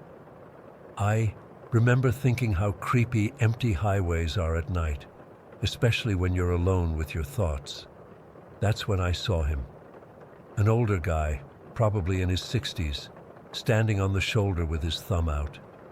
He had on a dark jacket and jeans, nothing unusual, but something about seeing someone hitchhiking on that empty stretch of road made my stomach tighten. I never pick up hitchhikers, ever. My dad drilled that into my head since I started driving, but something made me slow down. Maybe it was how cold the night was getting, or the fact that we were miles from anywhere. Or maybe, and this sounds crazy, maybe I wasn't entirely in control of my actions. I don't know. I pulled over about 20 feet ahead of him and watched in my side mirror as he walked up to my car. He moved stiffly, like his joints hurt. When he opened the passenger door, cold air rushed in, much colder than it should have been. "Thank you for stopping," he said, climbing in. "Not many people would these days." I nodded, trying to be polite while already regretting my decision. "Where you headed?" "Just up the road a ways," he said, settling into the seat. "Name's Edward." "Tyler," I replied, pulling back onto the highway. "I can take you as far as Millerton. That's where I'm headed." Edward nodded and stared straight ahead. He smelled like earth and something else I couldn't place, something old and musty. His hands were weathered, with prominent veins and age spots. Normal hands for an older guy, but they were trembling slightly. We drove in silence for a few minutes. I kept stealing glances at him, trying to figure out if I'd made a massive mistake. He seemed harmless enough, but something felt off. That's when I first noticed it in the rearview mirror. I was checking the road behind us when I caught his reflection, and for a split second, his face seemed to flicker, like when you're watching an old TV with bad reception. It happened so fast I thought I imagined it. "Been on the road long?" I asked, trying to distract myself from what I'd seen. "Longer than I can remember," Edward said quietly. His voice had this hollow quality to it, like he was speaking from the bottom of a well. The temperature in the car was dropping. I checked the heater. It was on full blast, but I could see my breath. Edward didn't seem to notice or care. About 20 minutes into the drive, I spotted a gas station ahead. The sign was flickering, barely illuminating the single pump and small convenience store. It looked abandoned, but there was a dim light inside. My gas gauge was getting low, so I hit my turn signal. Edward's hand shot out and grabbed my arm. His grip was like ice. "Don't stop there," he said firmly. His eyes were fixed on the gas station, and I swear they looked different, darker, with no reflection from the dashboard lights. "I need gas," I said, trying to pull my arm away. "No." His voice had changed, deeper now. "That place isn't for you. Keep driving." I don't know why I listened to him. Maybe it was the urgency in his voice or the unnatural cold of his touch. I drove past the station, watching it disappear in my mirror. For a split second, I thought I saw figures moving in the shadows around it. "Thanks," Edward said, releasing my arm. "Some places along this road, they're not what they seem." My heart was pounding now. "What do you mean?" He stared out the window. "I've been trying to find my way for so long. I keep thinking the next stop will be the right one, but it never is." "Find your way where?" I asked, gripping the steering wheel tighter. He turned to look at me, and his eyes seemed to reflect no light at all. Home, he whispered. But they don't want me to get there. They want me to stay lost, like the others. I was about to ask who they were when my headlights illuminated something ahead. A young girl in a white dress standing in the middle of the road. She couldn't have been more than 12 or 13. I slammed on the brakes, instinctively. "No!" Edward shouted, lunging forward. "Don't stop! She's not meant for you!" The girl stood perfectly still, staring at my car as we approached. Her face was pale, expressionless, and her feet, they weren't touching the ground. She was hovering a few inches above the asphalt. "What the fuck?" I yelled, swerving around her. As we passed, she turned her head to follow us, moving unnaturally slow. In the side mirror, I watched her fade into the darkness, still staring after us. My hands were shaking so badly I could barely keep the car straight. What the hell was that? We need to go back. She might need help. "She's been beyond help for decades," Edward said quietly, "just like the others." The temperature plummeted further. The windows were frosting over from the inside. I cranked the heater higher, but it made no difference. "Look," I said, trying to keep my voice steady. "I don't know what's going on, but I think you should tell me who you really are and what's happening." Edward sighed, a sound like wind through dead leaves. "They're following us now. They know I'm trying to break free." "Who's following us?" "The ones who take lost souls. The ones who keep us trapped on this highway." I checked my rearview mirror and felt my blood freeze. Dark shapes were moving along the road behind us. Not cars, but something else. They seemed to flow rather than walk, eating up the distance between us. "Drive faster," Edward urged. "They've been hunting me for years. They'll take you too if they catch us." I floored it, pushing my old Honda to 90, then 100 miles per hour. The engine was screaming, but the shapes were still gaining. Then the whispers started. At first, I thought it was the wind or the engine, but they grew louder. Voices speaking words I couldn't understand, coming from everywhere and nowhere.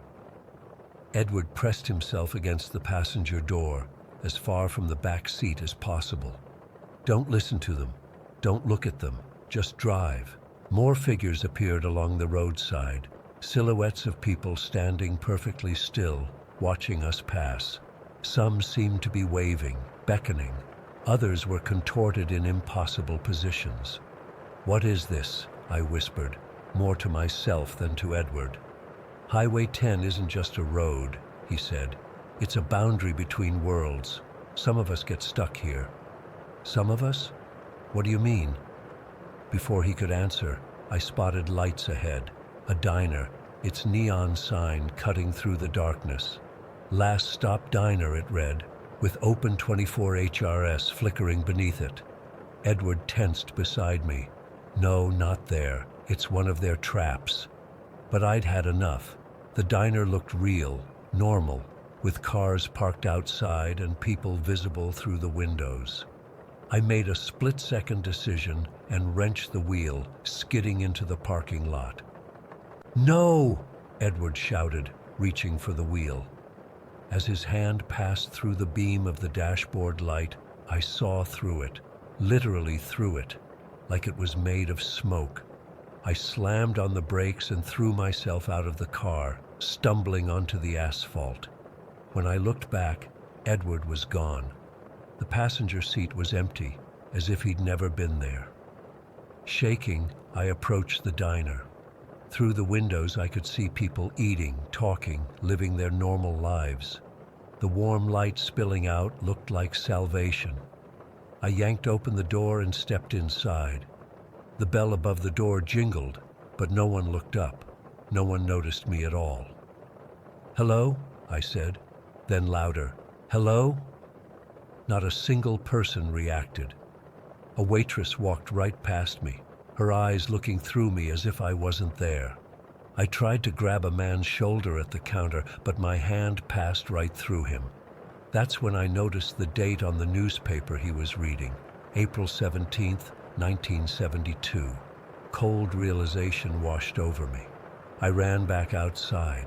The parking lot was different now, filled with vintage cars from the 70s, and beyond them, the highway stretched out, but it wasn't the same. The asphalt looked older, cracked, with faded yellow lines. Dark shapes were gathering at the edges of the parking lot. The whispers returned, louder now, almost comprehensible.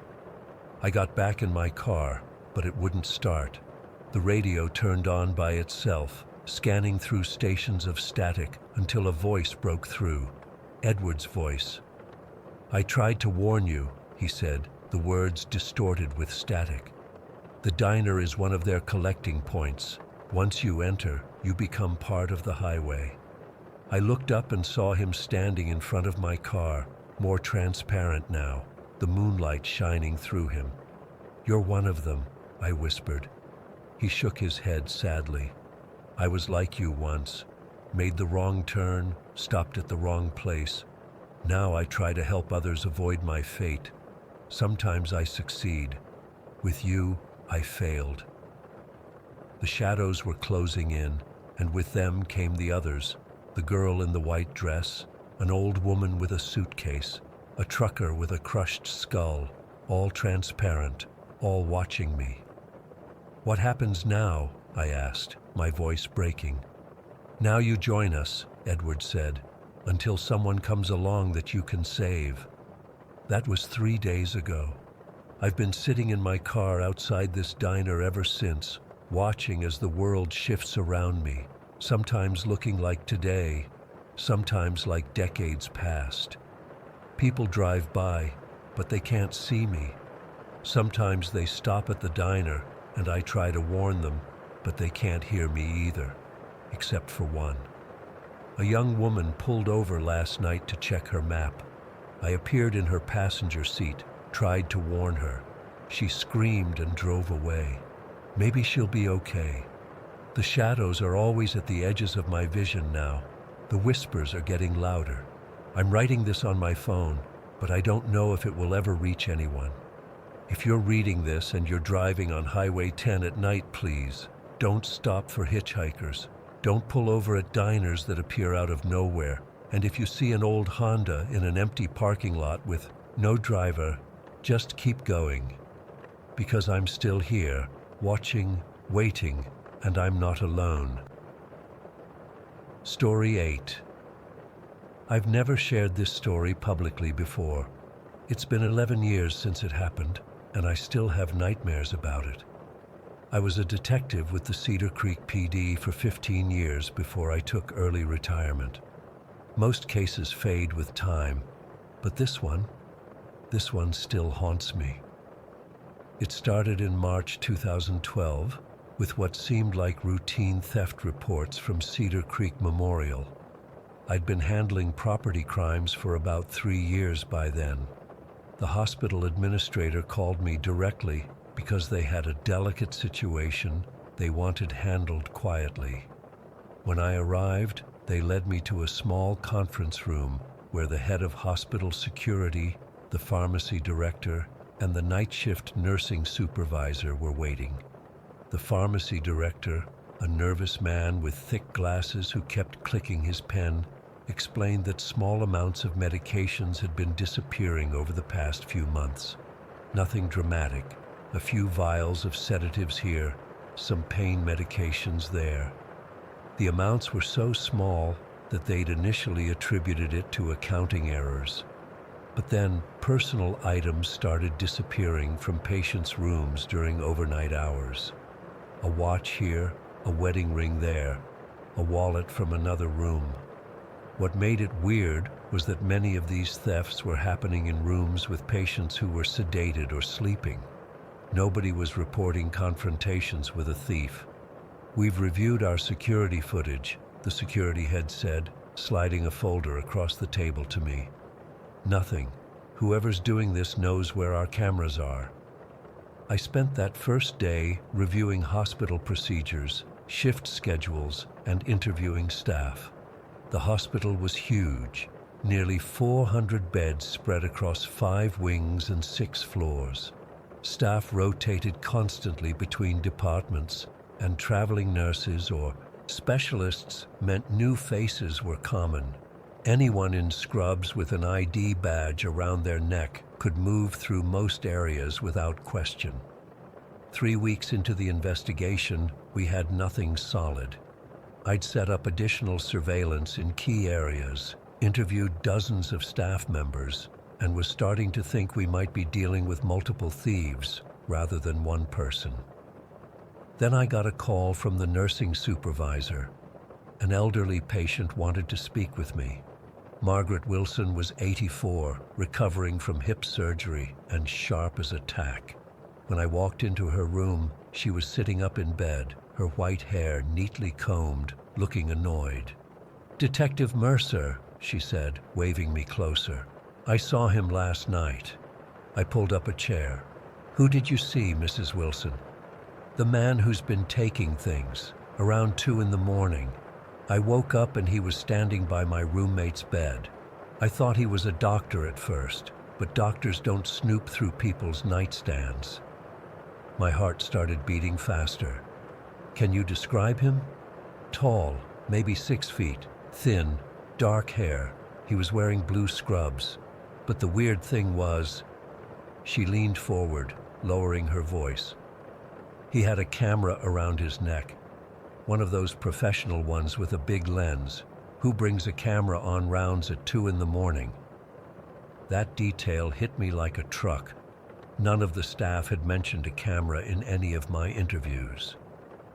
"What did he do when he saw you were awake?" Smiled, said he was checking vitals and that I should go back to sleep. But my roommate was sedated after her surgery. She wouldn't have known if he'd taken anything. I thanked Mrs. Wilson and immediately set up a stakeout. I coordinated with the hospital security to place Officer Jason Karras in the geriatric ward the following night. We dressed him in plain clothes and positioned him in a recliner chair in the corner of a room with 2 elderly patients, making it look like he was a family member who had fallen asleep while visiting. At 1:43 in the morning, it happened. Jason texted me that someone matching our description had entered the room. I was monitoring from the security office down the hall and immediately headed that way, telling the security guard to lock down the exits. By the time I arrived, Jason had a man in handcuffs, medium height, thin build, dark hair, wearing blue scrubs with a Canon camera dangling from his neck. He looked completely ordinary, the kind of person you'd pass in a grocery store and never remember. "I work here," he kept saying. "This is a mistake. I'm with the documentation team." A quick check confirmed what I already suspected. Edward Porter, age 37, was not employed by Cedar Creek Memorial or any affiliated medical facility. His hospital ID badge was a decent forgery, but it didn't scan properly in the system. I'll never forget the moment I looked through the photos on his camera. The first few seemed innocuous: empty hallways, a nurse's station, medical equipment. Then I saw images of patients, unconscious patients in their beds, close-ups of their faces, their hands. Some had been posed with their arms in unnatural positions. In one particularly disturbing image, an elderly man had been positioned with a stuffed animal placed on his chest, his arms arranged around it like he was hugging it.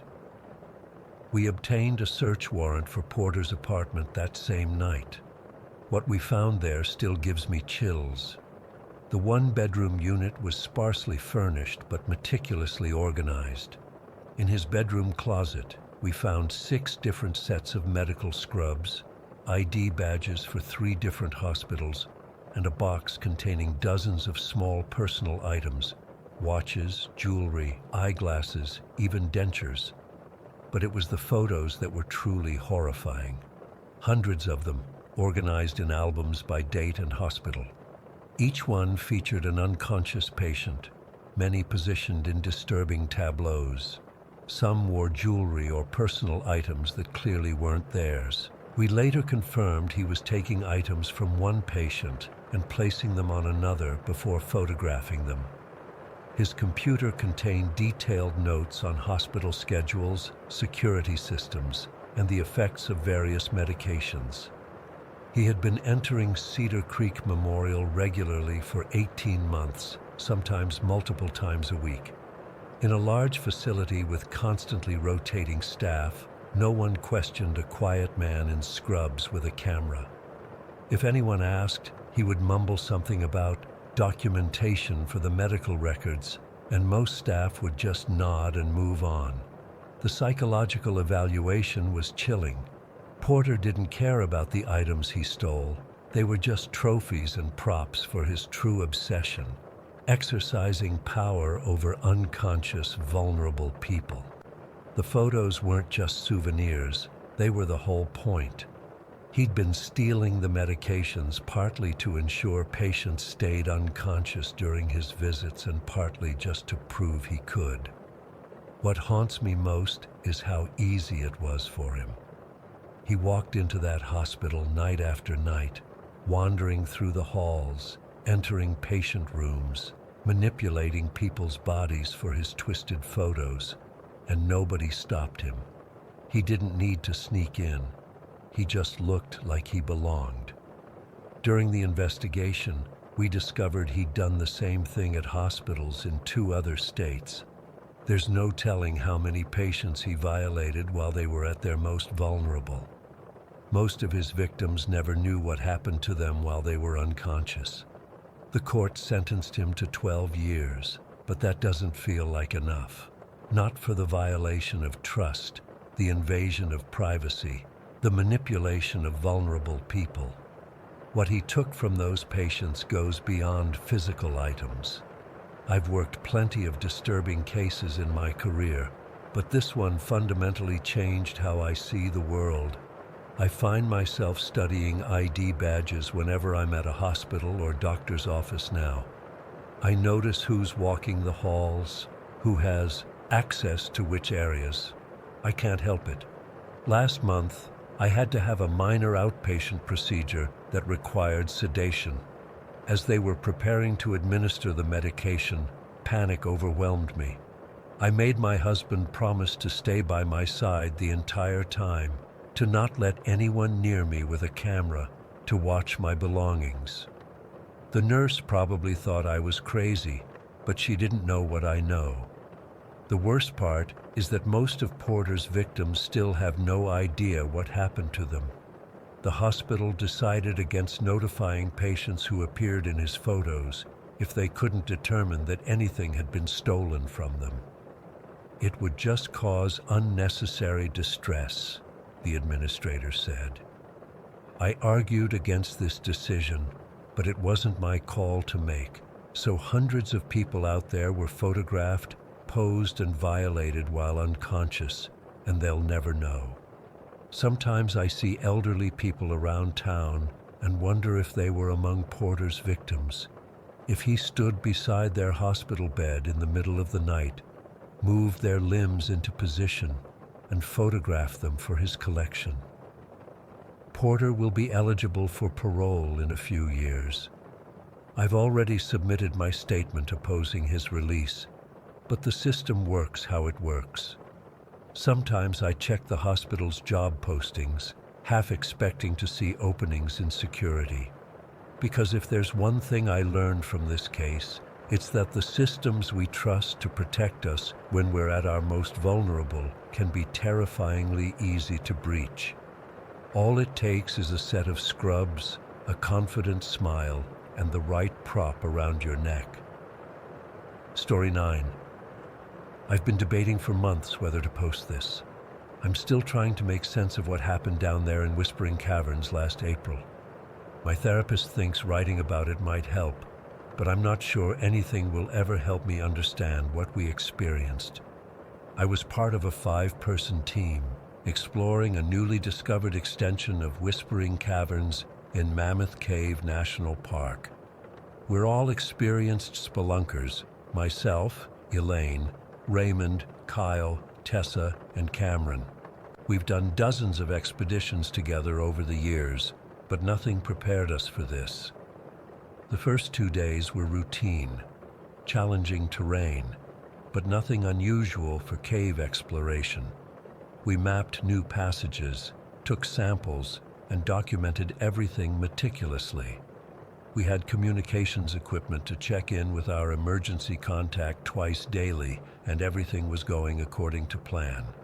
Then came the 3rd day. We were about 6 hours into our exploration when Kyle called us over to a narrow passage he'd been investigating. His headlamp illuminated a section of clay wall that stopped all of us in our tracks. There were handprints pressed into the clay, dozens of them at varying heights. But they weren't normal handprints. They were smaller than an adult's, yet the proportions were wrong. The thumbs were too long and positioned at an unnatural angle. The fingers tapered in a way that human fingers don't. "What the hell made these?" Kyle whispered, tracing his own hand in the air above one of the prints for comparison. Cameron suggested they might be ancient, possibly from children with some sort of deformity. Raymond photographed them extensively while I took measurements. They didn't match any known primate species, and they certainly weren't from children. The anatomical structure was fundamentally different. That night in our base camp, a relatively flat, dry chamber about 2 miles into the new extension, things got stranger. We were eating dinner when Tessa suddenly froze with her protein bar halfway to her mouth. "Do you hear that?" she asked. At first, I didn't hear anything over the soft hiss of our camp stove. Then I did.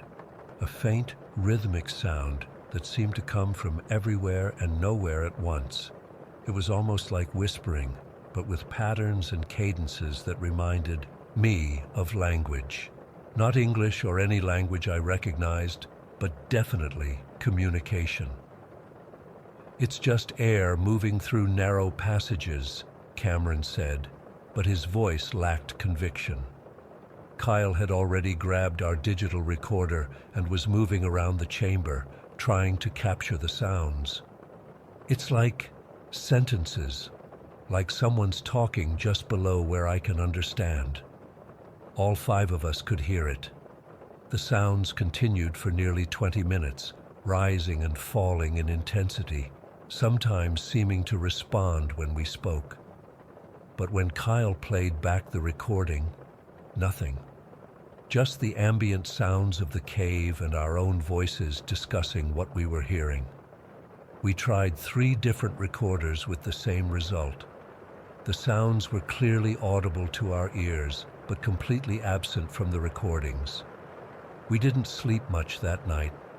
The whispering eventually stopped around 3 in the morning, but by then we were all too unsettled to rest properly. The 4th day is when things really started to break down. Cameron was checking atmospheric readings, routine safety protocol in deep cave systems, when he called me over, his face pale in the beam of his headlamp. "This can't be right," he said, showing me his equipment. According to this, the oxygen level just dropped to 8% for about 15 seconds before returning to normal. 8% oxygen is barely survivable. At that level, we should have been gasping for breath, possibly losing consciousness. But none of us had felt anything. "Maybe the equipment's malfunctioning," I suggested. "I just calibrated it yesterday," Cameron replied. "And look, it's happening again." We watched as the digital readout plummeted, then stabilized, then dropped again. None of us experienced any symptoms of oxygen deprivation. It was as if the air around the sensor was completely different from the air we were breathing. Later that afternoon, Tessa called us to a small pool of water she'd found in a side passage. The water was perfectly clear, but as we watched, Intricate geometric patterns began forming on the surface, complex mandalas and lattices that appeared and dissolved, appeared and dissolved. They weren't reflections. There was nothing to reflect. They were forming in the water itself. "Is something in the water causing this?" Raymond asked, reaching toward it. "Don't touch it," I said, grabbing his wrist. Something about those patterns felt deeply wrong, like they were operating according to principles that shouldn't exist in our world. We took samples, of course. We're scientists. But later, when we examined the water, it was just water, H2O with trace minerals typical of cave systems. Nothing that could explain what we'd seen. That evening was when we experienced what Raymond later termed the complete inversion of dimensional perception. We were sitting in a rough circle, discussing the day's findings, when the chamber shifted. There's no other way to describe it. Suddenly, I couldn't tell which way was up. The walls became the floor became the ceiling, and everything was simultaneously right side up and upside down. I remember gripping a rock formation, terrified I would fall. But fall where? Every direction was both up and down. "Don't move," Cameron said, his voice strained. "Everyone just stay still." The experience lasted maybe 30 seconds before reality snapped back into place. We all felt it. All 5 of us experienced exactly the same thing at exactly the same time. It wasn't hallucination or group hysteria. Something had happened to the space around us. We barely slept that night. We kept our headlamps on, backs to each other, watching the darkness. The whispering returned around midnight, louder this time, more insistent. Still, our recorders captured nothing. The 5th day was when everything fell apart completely. Raymond was the first one awake. I found him staring at his expedition log with a look of absolute confusion. "Elaine," he said when he noticed me. "What day is it?" "Day 5, I answered. "April 14th, 2018. "Why?" He handed me his log without a word. The entries for days 5, 6, and 7 were already filled in his handwriting. Detailed accounts of discoveries we hadn't made yet. Passages we hadn't explored. The entries described a transition zone, deeper in the cave where physical constants began to vary, where gravity weakened in some places and strengthened in others, where light behaved differently. "I didn't write this," Raymond whispered. "I couldn't have written this." The entries included specific coordinates for a chamber we hadn't yet mapped. After a tense group discussion, we decided to investigate. We needed answers, and the mystery was right there in Raymond's handwriting. The coordinates led us deeper into the cave system, through passages that twisted in ways that seemed to defy Euclidean geometry. The path should have brought us back to areas we'd already mapped, but instead, we found ourselves in completely new territory. And then we found the spheres. They were perfectly round, ranging from the size of marbles to the size of basketballs, and they were floating in midair. No visible support, no trick of the light, just hovering there, motionless, in the middle of the chamber. They appeared to be made of the same limestone as the surrounding cave, but when Kyle cautiously touched one, it felt like nothing I can describe, neither solid nor liquid nor gas, but somehow all 3 simultaneously. As we examined these impossible objects, it happened. We heard our own voices echoing through the chamber, describing observations we hadn't yet made. The surface temperature of the largest sphere is approximately 15 degrees warmer than the ambient cave temperature, I heard myself say, before I'd even approached the largest sphere with my thermometer. The smaller ones appear to be in some kind of orbital relationship, Cameron's voice echoed, though his mouth wasn't moving. He looked at me in horror. He had been thinking exactly that, but hadn't said it aloud. We were hearing ourselves from minutes in the future. That's when Tessa said she needed a moment alone and stepped into a side passage. We continued documenting the spheres, trying to make sense of what we were experiencing. After what seemed like just a few minutes, Tessa returned, looking slightly disoriented but otherwise normal. "Did you guys find anything else while I was gone?" she asked casually. Kyle checked his watch and went pale. "Tessa, you've been gone for over 3 hours. That's impossible," she said. "I just walked down that passage, sat down for maybe 3 minutes to clear my head, and came right back." But all our watches confirmed it. 3 hours and 17 minutes had passed. For us, not for her. Time itself had desynchronized. That was the breaking point. We decided to abort the expedition immediately. We packed up only essential equipment and began making our way back toward the surface, following our mapped route and the safety lines we'd laid during our descent. The return journey made no sense. Passages that had taken hours to navigate on the way in now took minutes. Chambers we'd spent half a day crossing were now small enough to traverse in seconds. It was as if the cave itself had contracted. We reached the surface after only 4 hours of climbing, a journey that had taken us 3 full days on the way in. Daylight had never looked so beautiful, but our relief was short-lived.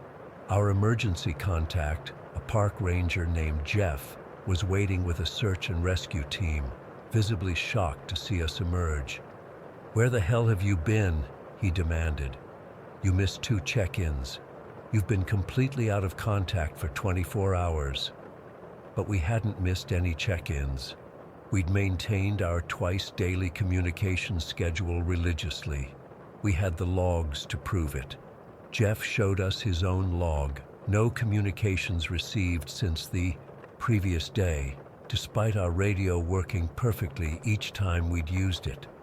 That was 6 months ago. The cave extension has been sealed off, designated as a restricted research area.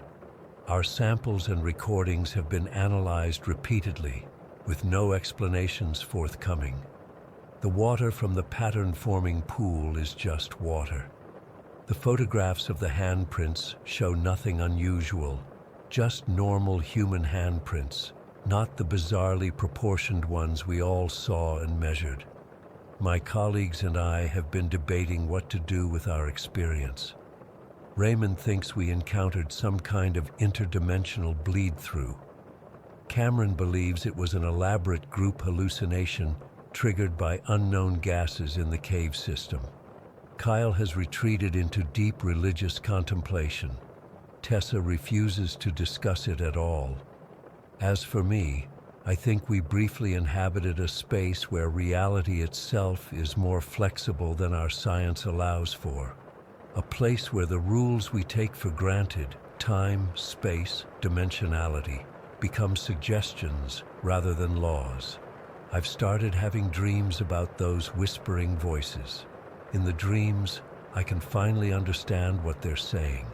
They're calling me back to the cave, back to the spheres, back to the transition zone. Sometimes I wake up with my hiking boots on, though I have no memory of putting them on. I won't go back there. I can't. But part of me wonders if I've ever really left. Story 10. I've been driving trucks for 32 years now. Never been one for the romantics of the open road or any of that bullshit. It's just a job. A good one that pays the bills, but still just a job.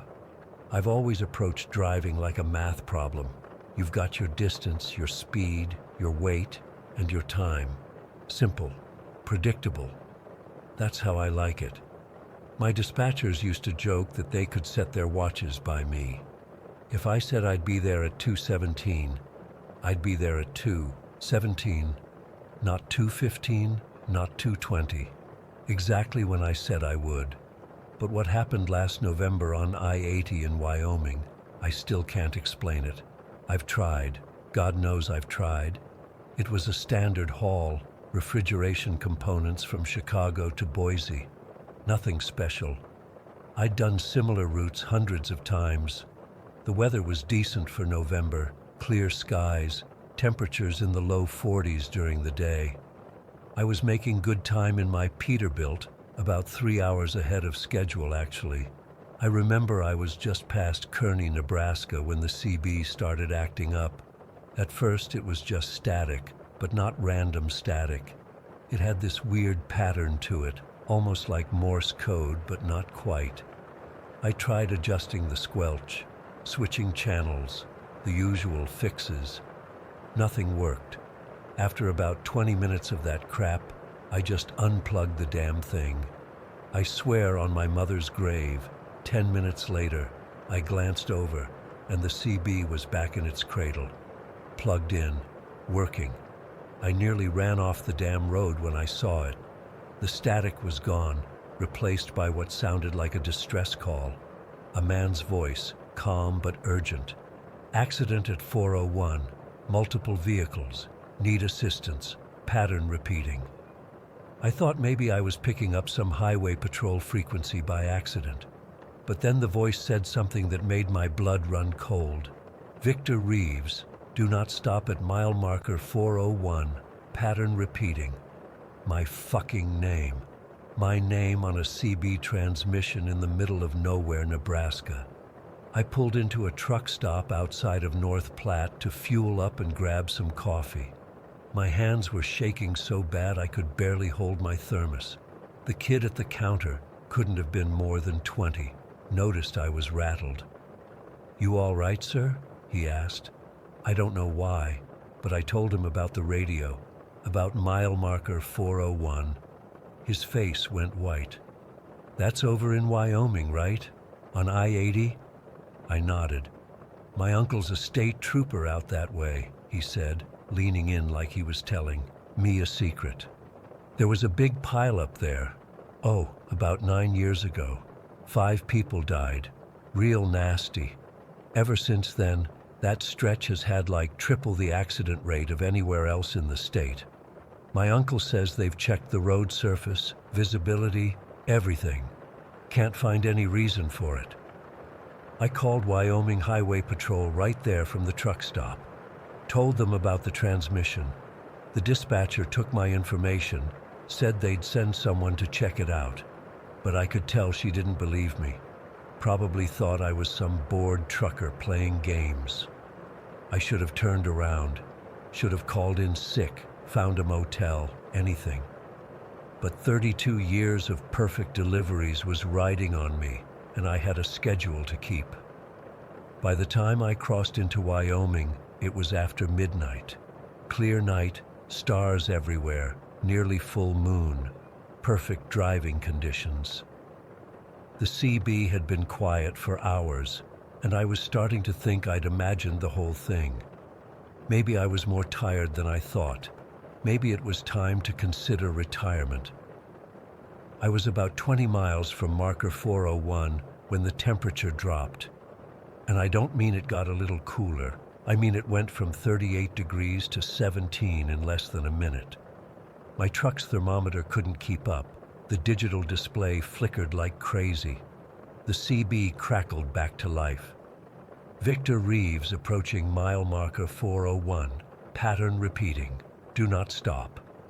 Then a woman's voice, soft, almost whispering, please help us, we're trapped. Then back to the man, do not stop, pattern repeating. I'm not a superstitious man. Never believed in ghosts or any of that nonsense. But I swear I felt something watching me. The hairs on my arms stood up, and I couldn't shake this feeling of dread. At mile marker 398, I saw a car on the shoulder.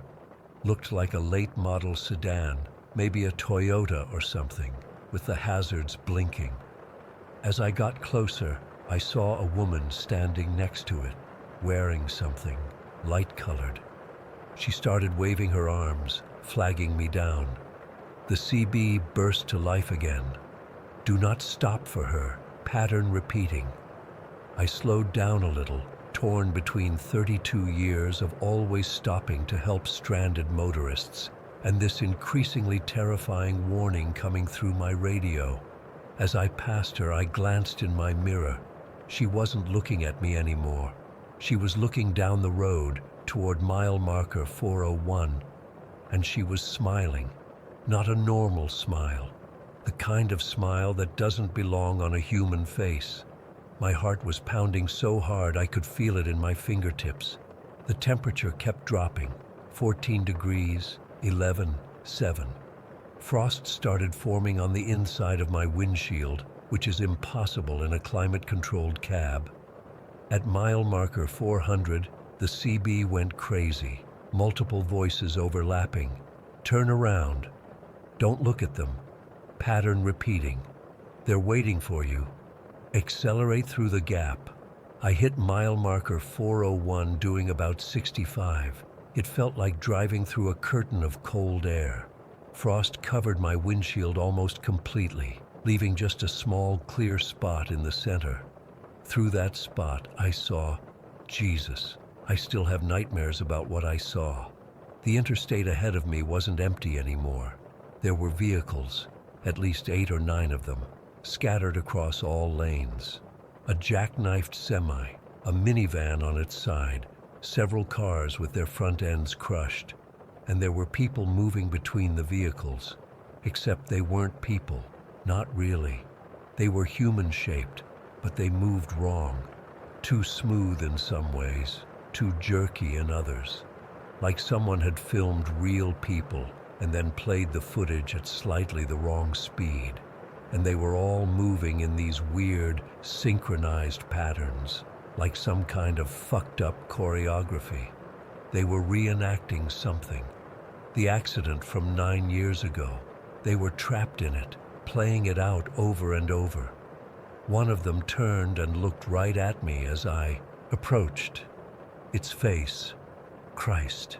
Its face was just a blur, like someone had taken an eraser to a photograph.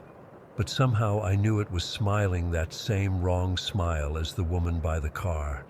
The CB screamed, "Accelerate through the gap." I floored it, 80 miles per hour through what looked like a solid wall of wrecked vehicles. I closed my eyes at the last second, certain I was about to crash. Instead, I felt the truck lurch, like it had driven over a speed bump. The temperature gauge jumped back up to 38 degrees. When I opened my eyes, the road was completely empty. No wrecks, no shadowy figures. Nothing but empty highway stretching out under the moonlight. My hands were still gripping the wheel so tight my knuckles were white. I pulled over at the next rest area and sat there shaking for almost an hour. I checked my dash cam footage, thinking maybe I'd finally have proof of whatever the hell that was. The footage showed nothing but empty highway. Just before mile marker 401, there was a split second of interference. The screen went to static, and then it cleared up, showing the same empty road. I made it to Boise right on schedule, 2:17 p.m., just like I promised. But I've never been the same since. I reprogrammed my GPS to avoid that stretch of I-80, even if it means adding 2 hours to my route. About a month after it happened, I got a call from a supervisor at Wyoming Highway Patrol. Said they wanted to interview me about my experience. Turns out they regularly get reports about accidents at mile marker 401, always between midnight and 4 a.m., always on clear nights. But here's the really weird part. After my experience, the reports dropped off, like dramatically.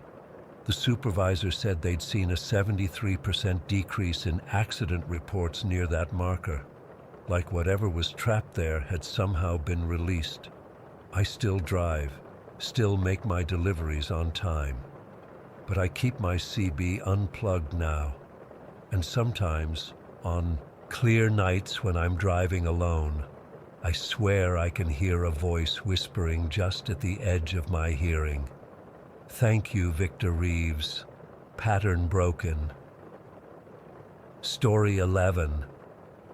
I've been debating whether to post this for weeks now. I still don't understand what happened to me, and maybe writing it all down will help me process it. Or maybe someone here has experienced something similar. I don't know. This happened back in October, a little over 4 months ago. I was driving from Chicago to Nashville for my brother's wedding rehearsal. I'd been putting off the drive all day because of work deadlines, so I didn't get on the road until 3 in the afternoon. My brother would kill me if I missed the rehearsal dinner the next day, and I promised I'd be there no matter what. I'm used to long drives. I used to make the Chicago to Nashville trip all the time when my brother first moved there. But I hadn't done it in a while, and definitely not through the night. By the time I hit western Pennsylvania on I-80, it was already 2:37 in the morning, according to my dashboard clock. I remember the time specifically because I'd been calculating whether I could make it without another stop. 11 hours on the road had me completely exhausted. My eyes were burning, and I kept catching myself doing that thing where your head suddenly jerks up because you're nodding off. I figured it was smarter to pull over than to push through. There was a rest area coming up, and I decided I'd grab some coffee from the vending machines, splash some water on my face, and maybe take a 15-minute power nap in my car. The rest area was mostly empty when I pulled in, just a few semis with their engines humming in the truck section. I parked my Honda under one of the lights in the car section and got out to stretch. That's when I noticed her. There was a woman standing next to a white sedan, a few spaces down from me. She was maybe in her 30s, with shoulder-length brown hair, wearing jeans and a blue jacket. She was leaning into the engine compartment with a small flashlight in her mouth, looking frustrated. I wasn't planning to approach her. It was the middle of the night, and I'm sure she was as wary of strangers as anyone would be. But she looked up as I walked toward the building and called out to me, "Excuse me? I'm sorry to bother you, but do you know anything about cars? I'm not a mechanic or anything, but I know the basics." I hesitated for a second, then walked over. "I can take a look. What's the problem?" "It just died while I was driving.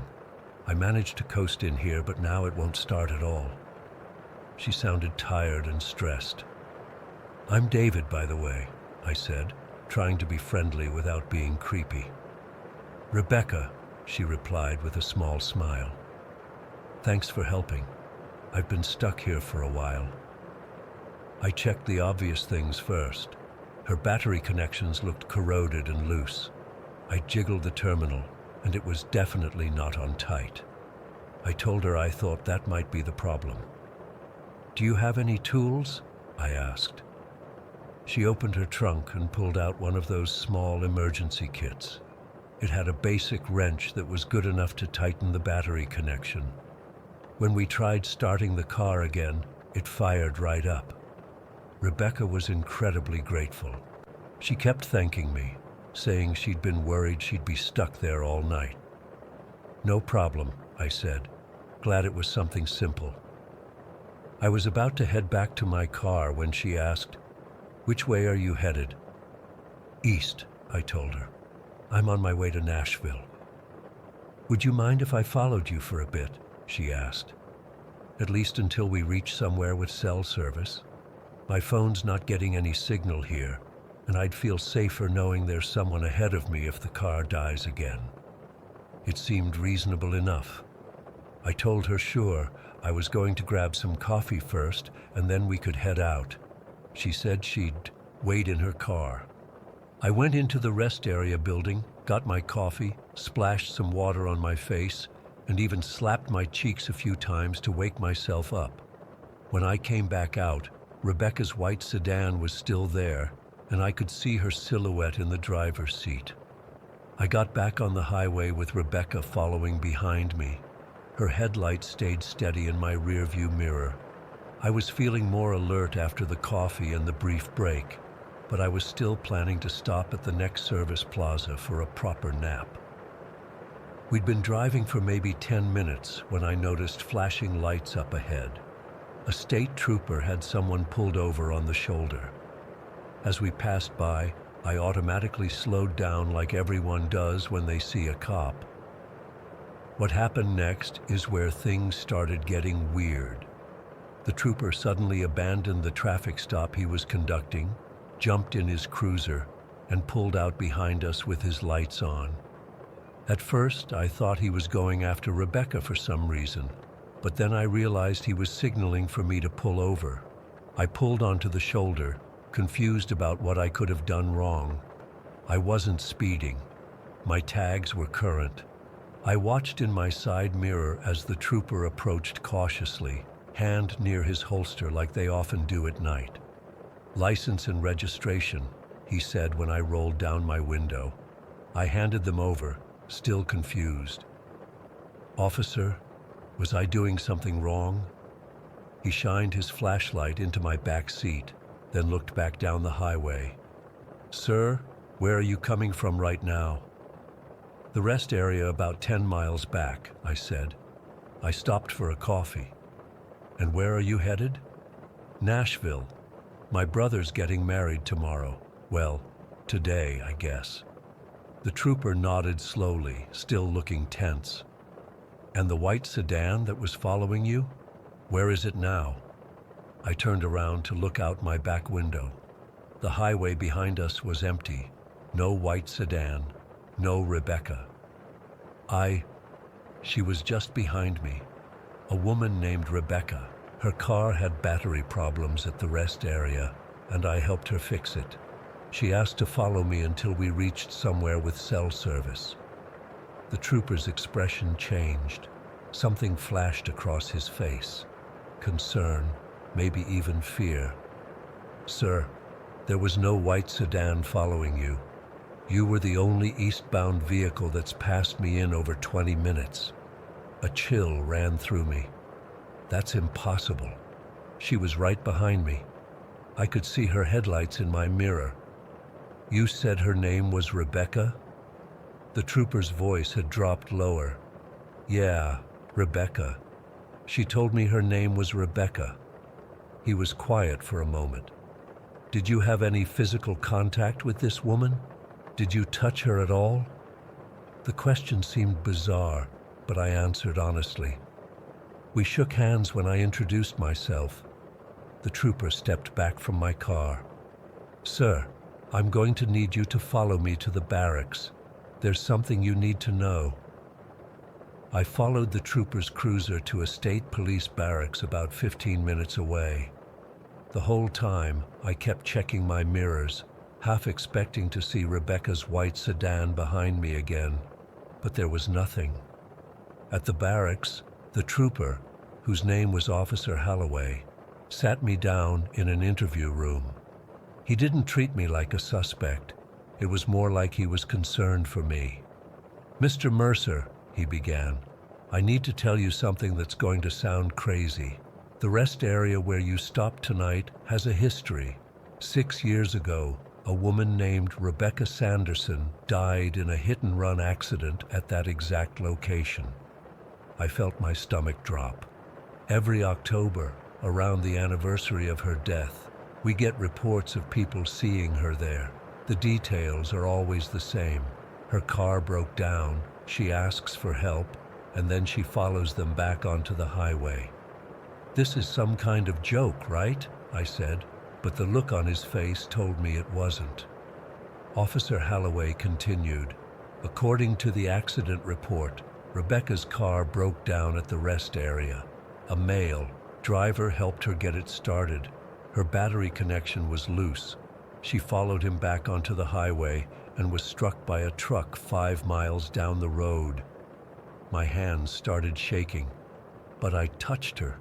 I talked to her. She was real." "Did she feel cold? Did you notice anything unusual about her?" I tried to remember. Had her hand been cold when we shook? I couldn't recall anything specific, just that she seemed like a normal person in a stressful situation. As I was giving my statement to Officer Holloway, another trooper burst into the room, "We've got a multiple vehicle accident 15 miles east of the rest area," he said urgently. "White sedan involved." Officer Halloway immediately stood up.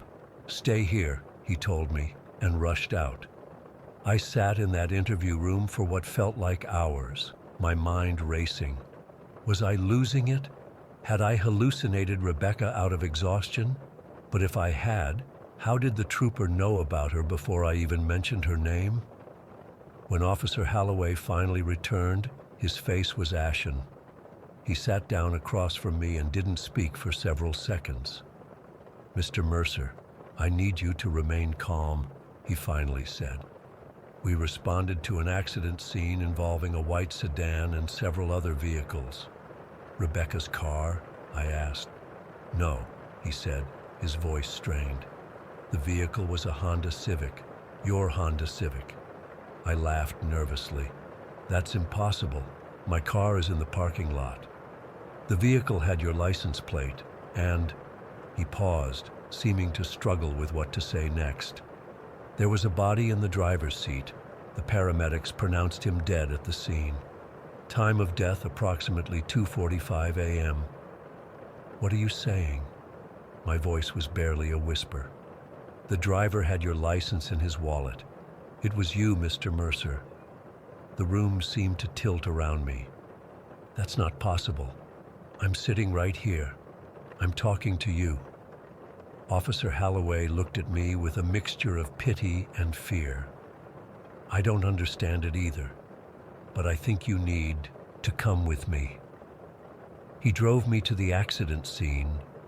The whole way there, I kept telling myself this was some bizarre mistake, or maybe I was dreaming this entire night. But when we arrived, I saw my Honda. It was crushed against the center divider, the front end completely destroyed. Emergency vehicles surrounded it, their lights casting everything in surreal red and blue pulses. And then I saw them wheeling a body bag away from the wreckage. I don't remember much after that.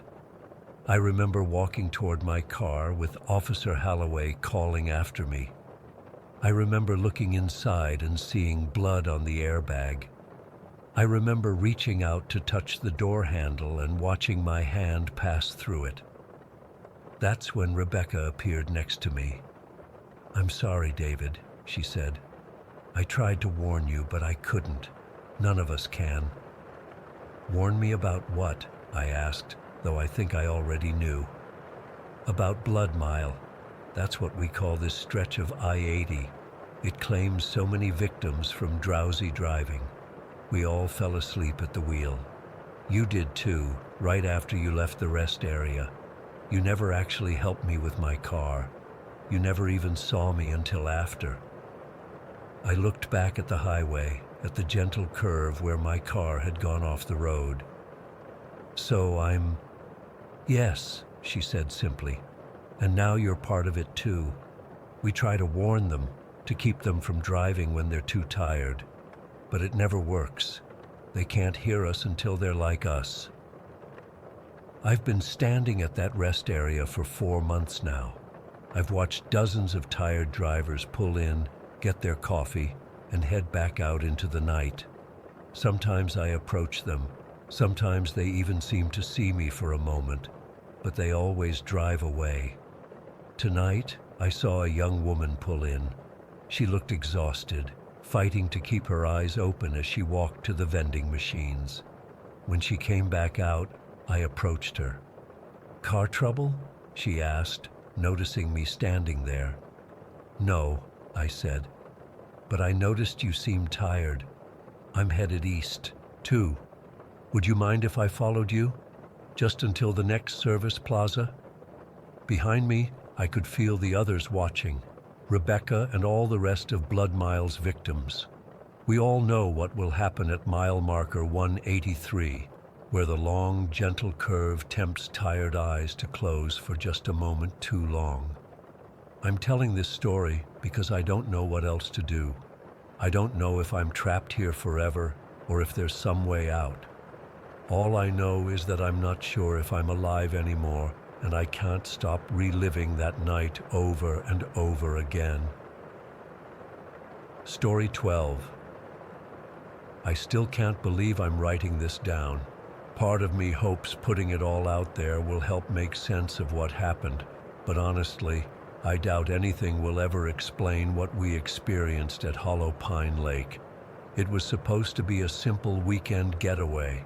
My husband Mark and I had been working ourselves to death in Milwaukee, and when our friend Daniel offered us his family cabin for a long weekend in October 2017, it seemed perfect. He mentioned something about not using it much anymore, but I didn't think much of it at the time. We were just grateful for a cheap escape. The drive up to Wisconsin's North Woods was gorgeous with all the fall colors. We arrived at Hollow Pine Lake late Friday afternoon. The Stillwater cabin sat on the northeastern shore, this weathered A-frame structure surrounded by pine trees. It looked rustic but charming from the outside. When we pulled up, I immediately noticed how quiet everything was. Not peaceful quiet, but a heavy, thick silence, like the whole area was holding its breath. Mark commented on it too, saying, "Man, you can really get away from it all out here."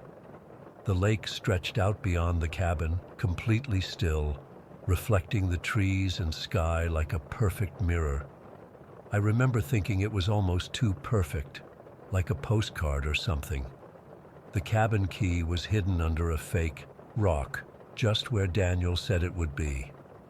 As soon as we stepped inside, I felt this weird sensation, like walking into a space where someone had just been. You know that feeling when you enter a room and you can tell someone was just there? That's what it was like, but nobody had been there for months, according to Daniel. The interior was cozy enough. Knotty pine walls, a stone fireplace, family photos going back decades. There were 2 bedrooms, a small kitchen, and a main living area with windows facing the lake. Everything was neat and clean, but there was this faint, musty smell underneath, like old water. While Mark brought in our bags, I wandered around, checking out the place. In the kitchen, I noticed something odd.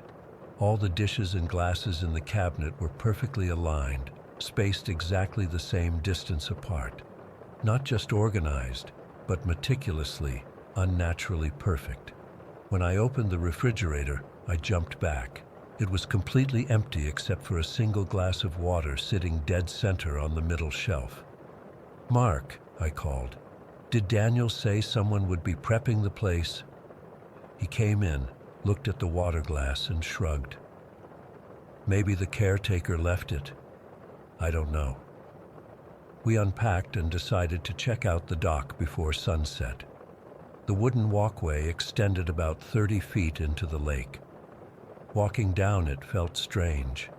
The boards seemed to vibrate slightly under our feet, almost like they were humming.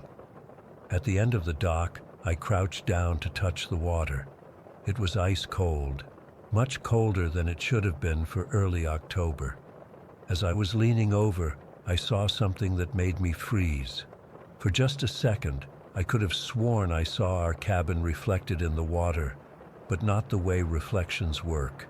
It looked like the exact same cabin was under the water, completely intact, but upside down, like some kind of mirror image. I blinked and it was gone. "Did you see that?" I asked Mark. "See what?" "Nothing. Just the light playing tricks, I guess." That night we made dinner and opened some wine, trying to relax. But something kept bothering me. The silence. No birds, no insects, not even wind in the trees. Just absolute stillness. We tried playing music, but it felt wrong somehow, like we were disturbing something. Around 10 o'clock, we went to bed in the main bedroom. I couldn't sleep. The moonlight was coming through the window, casting these long shadows across the floor. Mark fell asleep almost immediately, but I kept hearing these faint sounds, like water dripping somewhere in the house. I got up to check the bathroom and kitchen, but everything was dry. When I came back to bed, I noticed something on the floor that made my heart stop. Wet footprints, small ones, like a child's, leading from the bedroom door to the window. They definitely hadn't been there before. I followed them with my eyes, and when I looked up at the window, I swear I saw a pale face looking in. A little girl with dark hair plastered to her face like it was soaking wet. I gasped, and she vanished. I woke Mark up, practically hysterical, but when he turned on the light, the footprints were gone. He checked outside with a flashlight but found nothing. He convinced me it was just my imagination, and eventually I fell into an uneasy sleep. The dreams I had that night were vivid and terrifying. I was underwater, looking up at our cabin from below the lake. But I wasn't drowning. I was standing on the floor of another cabin, an exact duplicate of ours. Everything was the same, just reversed and submerged. There was a family sitting at the dining table, a man, a woman, and a little girl. They were smiling at me, but their eyes were black and empty. The little girl pointed upward, toward my real cabin, and said, "They don't belong there. This is our home, above and below." I woke up gasping for air, feeling like my lungs were filled with water. It was just after 5 in the morning, and the room was freezing cold. Mark was still asleep, but something felt wrong. I shook him awake, and he complained about how cold it was. "The heater must have gone out," he mumbled, getting up to check. While he was gone, I noticed something that made my blood run cold. The glass of water from the refrigerator was now sitting on the nightstand on my side of the bed. I hadn't brought it in. Mark hadn't brought it in. But there it was. When Mark came back, he said the heater was working fine.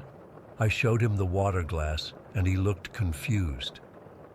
"Did you bring this in last night?" he asked. "No, it was in the fridge, remember?" We both stared at it. Then Mark picked it up to examine it. "It's not even cold anymore," he said. "It's room temperature." We were both pretty freaked out, but tried to rationalize it. Maybe one of us had sleepwalked. Maybe we were just tired and confused. We decided to shake it off and make breakfast. While cooking, I noticed a small leather-bound book on the kitchen counter that definitely hadn't been there before. It looked old and water-damaged. When I opened it, the pages were filled with faded handwriting. It was a journal dated 1937 to 1938, belonging to someone named Elizabeth Carver. I started reading random entries. April 12th, 1938. James nailed the windows shut again last night. He says the water is rising already, but I told him they won't flood us out for months yet. Catherine keeps talking about the backward house she sees in her dreams. I don't know where she gets these ideas. May 3rd, 1938. The men from the county came again today. Offered more money. James sent them away. We built this place with our own hands. How can they expect us to just leave? Catherine says we won't have to leave. She says we'll always be here, even after the water comes. The final entry chilled me to the bone. June 17th, 1938. The water is at our porch now. James still refuses to leave. Catherine told me not to worry, that we'll have a new home soon, just like this one, but under the water. She says, we'll wait there until the right people come. I don't understand what she means. Sometimes I think my daughter knows things no child should know. I called Mark over and showed him the journal. His face went pale as he read it. "Sarah, this is really weird. Daniel never mentioned anything about the land being flooded." Just then, we heard a loud splash from outside. We both ran to the window. There was nothing visible on the lake's surface, but the water was rippling in a perfect circle from the end of the dock, like something large had just submerged. "We should call Daniel," I said, reaching for my phone. No signal. Mark checked his. Same thing. We tried the landline in the cabin, but it was dead. Let's just pack up and go, Mark suggested. This place is giving me the creeps anyway. I agreed, and we started gathering our things. That's when the faucets in the kitchen and bathroom turned on simultaneously, full blast. Mark ran to shut them off, but they wouldn't turn. Water began overflowing from the sinks. The main water shutoff must be in the basement, he said, heading for the cellar door. Mark, wait, I started to say, but he had already opened it. The basement was completely flooded, not just a few inches, but filled to the top of the stairs with dark, still water. And floating just below the surface was a child's doll, its eyes open and staring right at us. Mark slammed the door shut. "We're leaving, now," he said, grabbing my arm. We didn't even bother with our bags, just grabbed the car keys and headed for the door. But when Mark tried to open it, it wouldn't budge. It wasn't locked. The handle turned, but it was like something on the other side was holding it shut. We tried the windows next, but they wouldn't open either. The water from the sinks was spreading across the floor now, soaking into the carpet. And it was rising fast, much faster than it should have been. Within minutes, it was up to our ankles. Mark grabbed a chair and smashed it through one of the living room windows. Glass shattered, and we climbed out onto the lawn. The lake beyond looked different now, darker, angrier, with small waves lapping at the shore even though there was no wind. We ran to our car, but when Mark tried to start it, nothing happened, not even a click. It was completely dead. The water from the cabin was now flowing out the broken window and across the lawn toward us, moving against gravity, uphill. "Run for the road," Mark yelled, grabbing my hand. We sprinted up the long driveway, but after about 100 yards, we both stopped in shock. Where the road should have been, there was only lake water, stretching as far as we could see. It was impossible. We'd driven in on a solid road just yesterday. "This can't be happening," I whispered. We turned back toward the cabin, and what I saw will haunt me for the rest of my life. The entire structure was now surrounded by water, sitting on what looked like a small island. But reflected in the water around it was not the cabin itself, but a ghostly, inverted version of it, like an exact duplicate extending downward into the depths. And standing on the porch were 3 figures, a man, a woman, and a little girl, all soaking wet, their clothes and hair from another era. They were looking right at us, and the little girl was smiling and waving. Mark pulled out his phone to take a picture, and miraculously it turned on. But as soon as he raised it, the figures vanished. When he checked the screen, what he'd captured wasn't the cabin at all, but a different house, an old farmhouse-style building that must have stood there decades ago.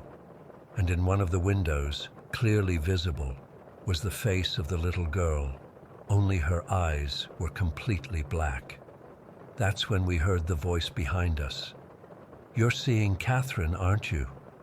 We spun around to find an old man standing there. He introduced himself as William Foster, saying his father had built the cabin back in the 60s. "This land has never been right," he told us. "Not since they flooded the valley to make the lake. The Carvers refused to leave their home. Some say they died in a fire before the flooding, but that's not true. I helped my dad pour the concrete for that dock when I was just a boy. Saw a little girl swimming under it while it was still wet. She reached up and put her handprints in the concrete on the underside where nobody would see. She was crying, said we were building on top of her house." He looked out at the cabin.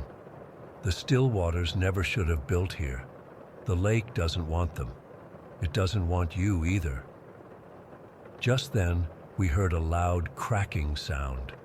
The dock was splitting down the middle, wood splintering, and rising from the water at its end was a small, pale hand. William grabbed both of us. "Run, now, don't look back." We ran with him to his truck parked just beyond where the road had seemed to disappear. Now the road was perfectly visible again. As we drove away, I looked back one last time. The cabin looked normal now, peaceful even. But I could have sworn I saw someone watching from the window, a little girl with dark, wet hair. William drove us to town and dropped us at a motel. We called Daniel that night and told him what happened. There was a long silence on the other end of the line. "I should have warned you," he finally said. "We haven't used the cabin in years, not since my granddaughters, not since they saw her too." We found out later about the underwater survey they did that found the foundation of another house beneath the lake, directly under the Stillwater cabin. About the personal items that mysteriously floated to the surface during a memorial service. About the handprints they found in the concrete on the underside of the dock. The cabin was torn down 3 years later, but sometimes I still dream about it. About looking up at our world from below the water, sitting in that mirrored house with the Carver family, waiting for someone new to come and stay in the cabin above. And I always wake up with the taste of lake water in my mouth. Story 13. I still get the shakes when I think about that night. It's been 3 years, but I haven't told many people about what happened. I've been lurking here for a while and figured maybe writing it all down might help me process it. Or maybe someone here has experienced something similar and can make sense of it, because I sure as hell can't. I was driving through West Virginia, coming back from visiting my cousin in Kentucky. It was late October, around 10:30 at night. The roads through the Appalachians are beautiful during the day, but at night, they're something else entirely. Pitch black, winding, with drop-offs that disappear into nothing when your headlights hit them. I'd been driving for about 4 hours and was getting tired. I'd only seen maybe 3 other cars in the last hour. My GPS kept cutting out because of the mountains, so I was mostly following road signs and hoping I was heading in the right direction. I had the radio on low, some local station that was mostly static, just to keep me company. That's when I noticed the light through the trees.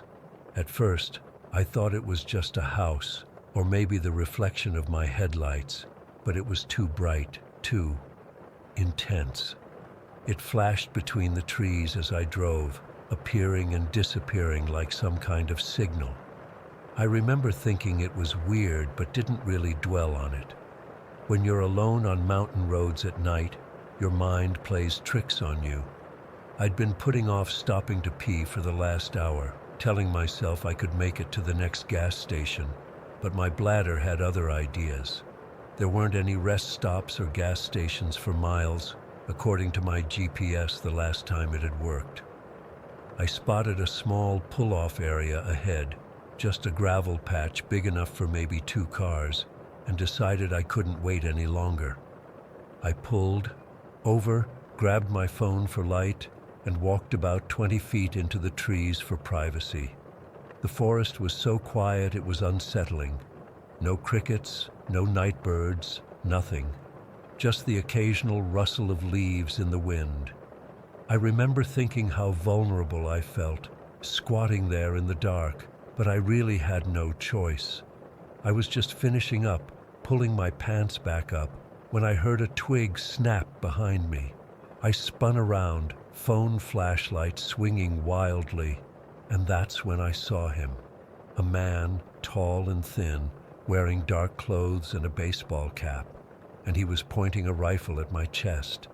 My heart stopped. I couldn't breathe, couldn't move. "Don't scream," he said in a low voice.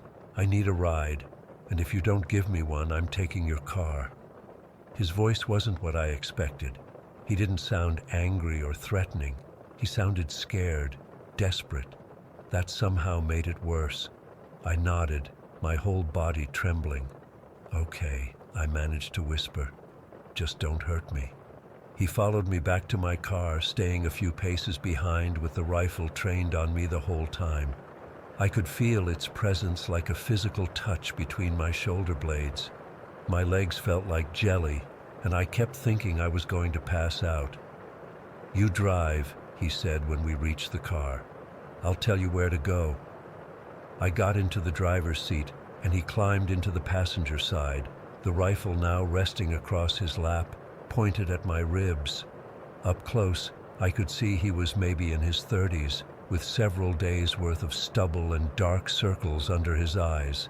His clothes were dirty and torn in places.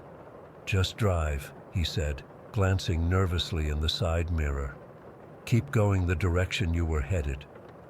I pulled back onto the road, my hands shaking so badly I could barely grip the steering wheel. My mind was racing. Should I try to crash the car? Would he shoot me if I did? Could I somehow signal to another driver?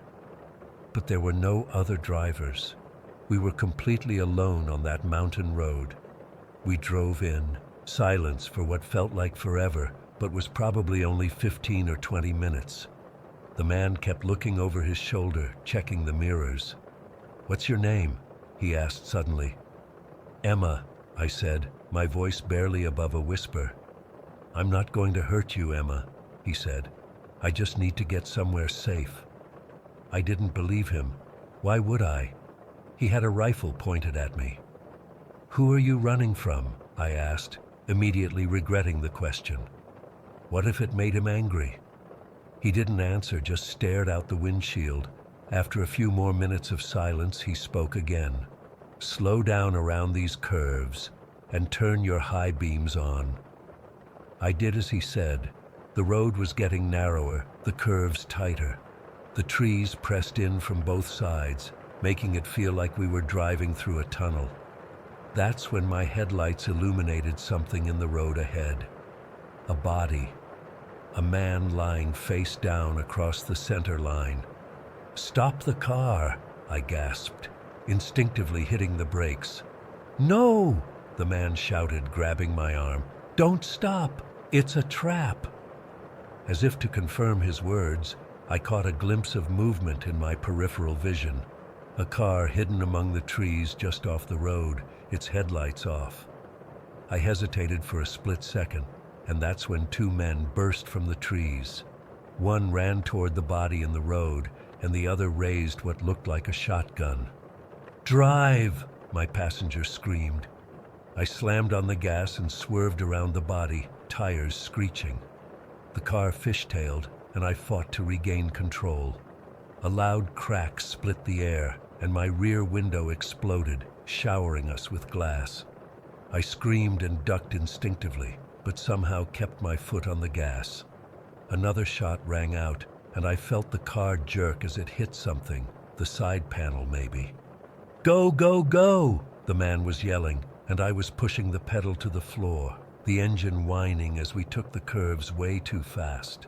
My heart was pounding so hard I could feel it in my throat. I couldn't catch my breath. I kept, expecting to feel a bullet tear through me at any moment. "Who the fuck are those people?" I screamed once we'd put some distance between us and the ambush. "They've been after me for days," he said, looking back through the shattered rear window. "I thought I'd lost them." "Why? What did you do?" He just shook his head. "Less you know, the better." We drove in tense silence for another 10 minutes or so. I was going way too fast for these roads, but I was too terrified to slow down. Every shadow looked like someone waiting to ambush us. Every curve in the road felt like it might hide another trap. That's when we saw the headlights in the distance behind us, gaining quickly. "Shit," the man muttered. "They found us." The headlights were getting closer. They had to be doing at least 90 on these dangerous roads. I couldn't outrun them in my Honda Civic. "Turn off your lights," the man said suddenly. "What? That's insane. I can't see the road." "Do it now or we're both dead." I switched off my headlights, and suddenly we were plunged into darkness. The only light came from the dashboard and the moon. which was barely a sliver that night. I slowed down, terrified of driving off the road and down one of those steep drop-offs. "There," the man pointed. "That trail on the right." I could barely see it, just a break in the trees, a narrow dirt path leading into the forest. I turned sharply, the car bouncing violently as we left the pavement. Branches scraped against the sides of the car as we bumped along the rough trail. "Stop here," he ordered after we'd gone maybe 100 yards into the woods. "Kill the engine." I did as he said, and we sat in total darkness, listening. The sound of my ragged breathing seemed impossibly loud in the silent car. The man was completely still beside me, the rifle still pointed in my direction. After what felt like hours but was probably only a minute or two, we heard it, an engine roaring, headlights briefly illuminating the trees as a vehicle sped past the trail entrance. They hadn't seen us turn off. We sat there for at least 30 minutes, neither of us speaking. I was too terrified to say anything. My mind kept replaying the sight of that body in the road, the men bursting from the trees, the sound of gunshots. Was the man in the road part of the trap, or was he another victim?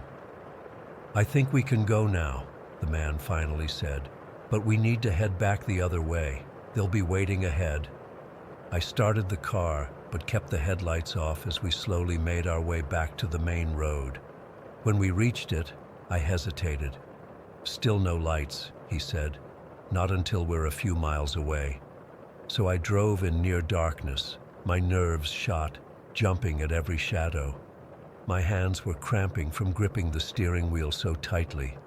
My back window was gone, and cold air was whipping through the car.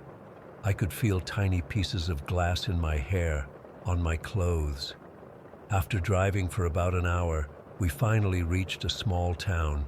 Just a cluster of buildings, really, most of them dark at this hour. The man directed me to pull over near what looked like a closed gas station. "This is where I get out," he said. Then, unexpectedly, he reached into his pocket and pulled out some cash, maybe $100. "For the window," he said, putting it on the dashboard, "and for the ride." He got out of the car, the rifle still in his hands, and started to walk away. Then he turned back. "Find a motel," he said. "Don't drive any further tonight, and forget you ever saw me." Then he disappeared into the darkness between two buildings. I sat there for a few minutes, shaking uncontrollably, before I managed to pull myself together enough to drive. I found a motel about 10 miles down the road and checked in, giving the night clerk some story about hitting a deer to explain the broken window. I spent the night jumping at every sound, the door double locked and a chair wedged under the handle. I didn't sleep a wink. The next morning, I called the police and told them everything. They took my statement, documented the damage to my car, and said they'd investigate.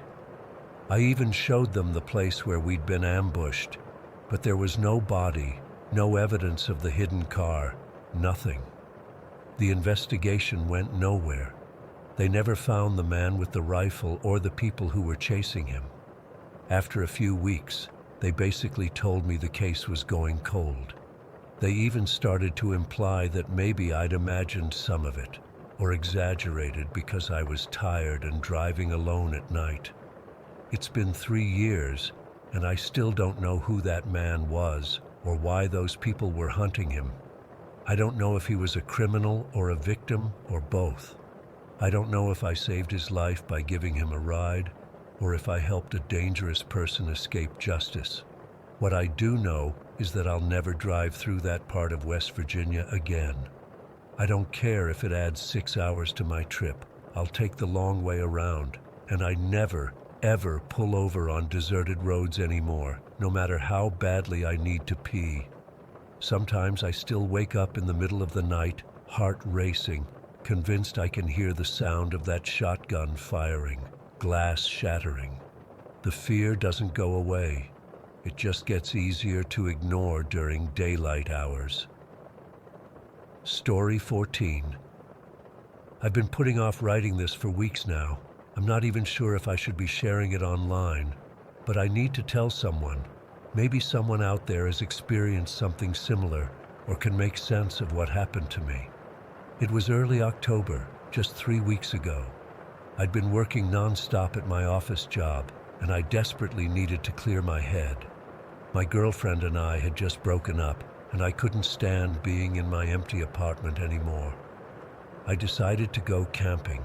Nothing extreme, just a simple 2-night trip to disconnect from everything. I chose this unmarked area in the state forest, about 2 hours from my place. It's not on any tourist maps, just a bunch of old trails and abandoned logging roads that hunters and locals use. Perfect for someone like me who wanted to be alone with their thoughts. I parked my car at this small gravel lot near one of the trailheads around noon. There were no other vehicles there, which was exactly what I wanted. I double-checked my backpack, tent, sleeping bag, water filter, enough food for 2 days, first aid kit, compass, and a paper map of the area I'd printed off. Cell service is basically non-existent out there, so I made sure to text my brother where I was going before I lost signal. The first few hours of hiking were uneventful. The weather was perfect, cool but not cold, with that crisp fall smell in the air. The forest was beautiful, all red and orange leaves. I hiked about 6 miles in, following a faint trail that ran alongside a stream, and found a small clearing that seemed like a good spot to set up camp. I pitched my tent, filtered some water from the stream, and made dinner as the sun was setting. That first night was peaceful. I sat by my small fire, watching the flames and just breathing. I heard some rustling in the woods at one point, probably deer or raccoons, but nothing concerning. I fell asleep easily, the sound of the stream nearby. The next morning, I woke up to gray skies. The weather forecast had called for clear conditions, but clouds were definitely rolling in.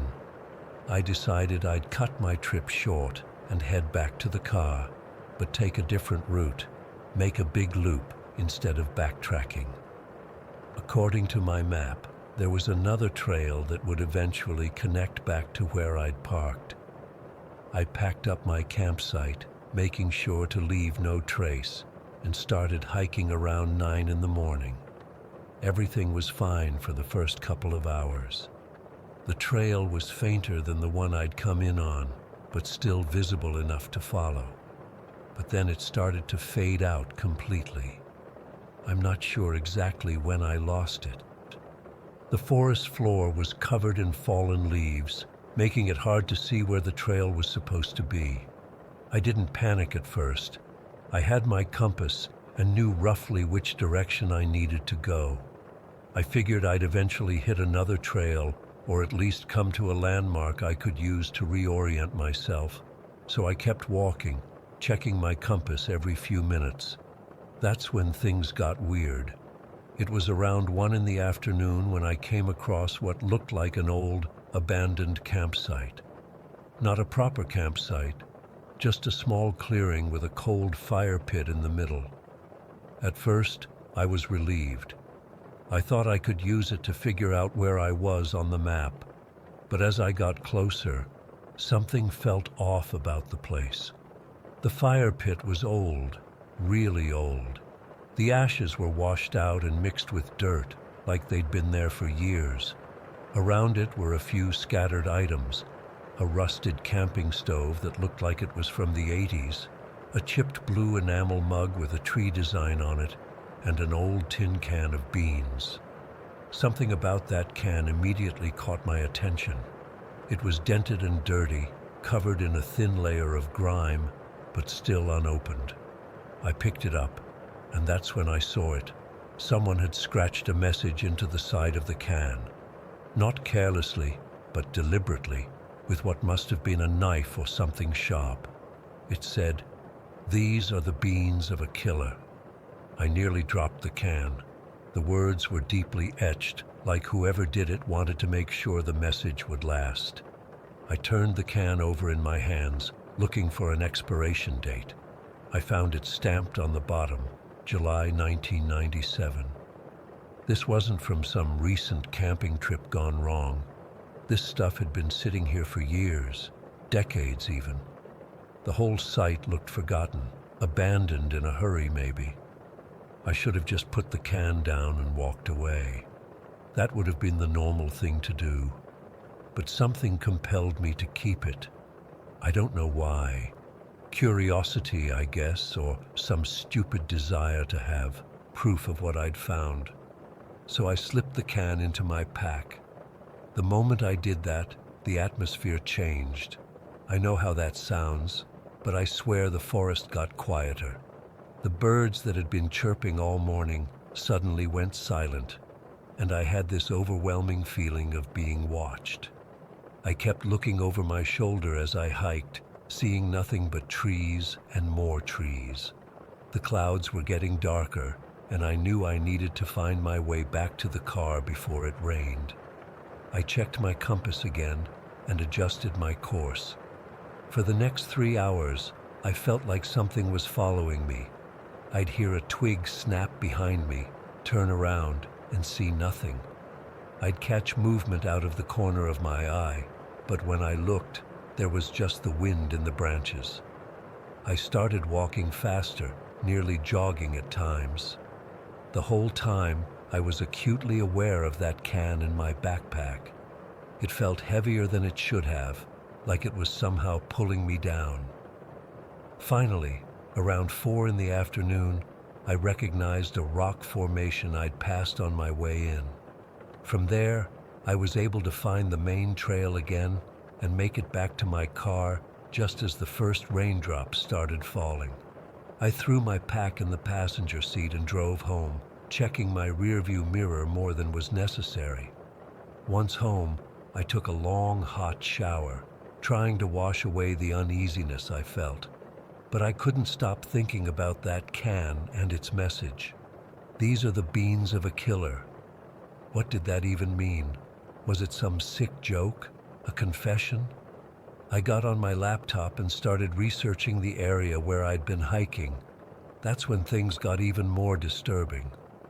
In August 1997, the same year as the expiration date on the can, a backpacker named Thomas Riley had disappeared in that exact same forest.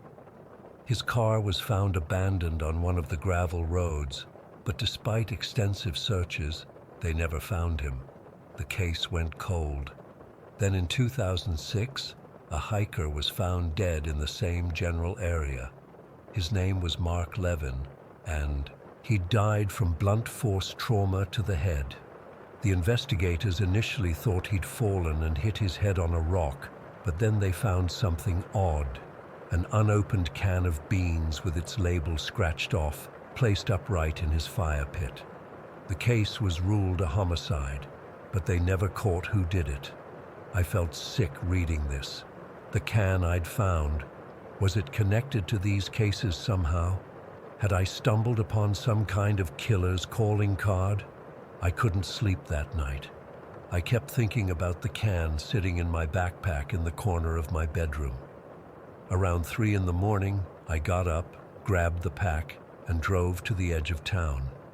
I found a patch of woods behind an abandoned lot, dug a hole about a foot deep with a small garden shovel I kept in my trunk, and buried the can. I couldn't bring myself to throw it in the trash where someone might find it, and I definitely wasn't going to keep it. But I also couldn't go to the police. What would I even tell them? That I found an old can with a creepy message scratched on it? It was hardly evidence of anything. It's been 3 weeks now, and I still can't shake the feeling that I was meant to find that can. Like it was placed there deliberately, waiting for someone to come across it. But why? Was I supposed to be another victim? Did I leave the forest too quickly? Or was I simply in the wrong place at the wrong time? I've been hiking for years, but I've never gone back to that forest, and I don't think I ever will. Sometimes I wonder if I should have taken a picture of the can before I buried it. Part of me wishes I had some proof of what happened, but another part of me is glad I don't have to look at those words again. These are the beans of a killer. Such a strange, specific message. Why beans? Why scratch it into the can like that? It feels like someone wanted their message preserved, wanted it found eventually. But I can't figure out if I found it too soon or too late. I still get the feeling, sometimes, that I'm being watched. When I'm walking to my car after work or sitting alone in my apartment. It's probably just paranoia, my mind playing tricks on me after what happened. But sometimes I wonder if whoever left that can is watching me right now, waiting to see what I'll do with the knowledge I've found. And sometimes, in my darker moments, I wonder if by taking that can, I've somehow marked myself. If somewhere in that forest, there's someone carving a new message into a new can, waiting for the next hiker to stumble across their campsite. Story 15. I've lived in Swords Creek all my life. It's a small place in Russell County, Virginia, nestled deep in the Appalachian Mountains. Growing up here, you learn certain things about the forest, not from books or school, but from the old folks who've been here for generations. They teach you rules, important rules. And the most important one? Don't go into the woods after dark. When I was younger, I thought it was just superstition, parents trying to keep their kids from wandering off. But as I got older, I started to understand. There's something different about our mountains, something old, something that demands respect. My grandfather used to say, "The mountains were here long before us, and they'll be here long after. Best to respect what lives in them." I always followed the rules, always, until 3 weeks ago. My friend Reggie died in a car accident last month, hit a patch of black ice on Route 19 and went over the guardrail. He was only 24. We grew up together, me, Reggie, and James. The three of us were inseparable since elementary school. Losing Reggie hit us hard. On the night it happened, James came over to my place. We sat in my backyard around a small fire, passing a bottle of Reggie's favorite whiskey back and forth. We didn't talk much, just shared memories of our friend whenever one of us thought of something. "Remember when Reggie convinced Mrs. Halloway that his dog ate his science project?" James said at one point, and we both laughed until we cried.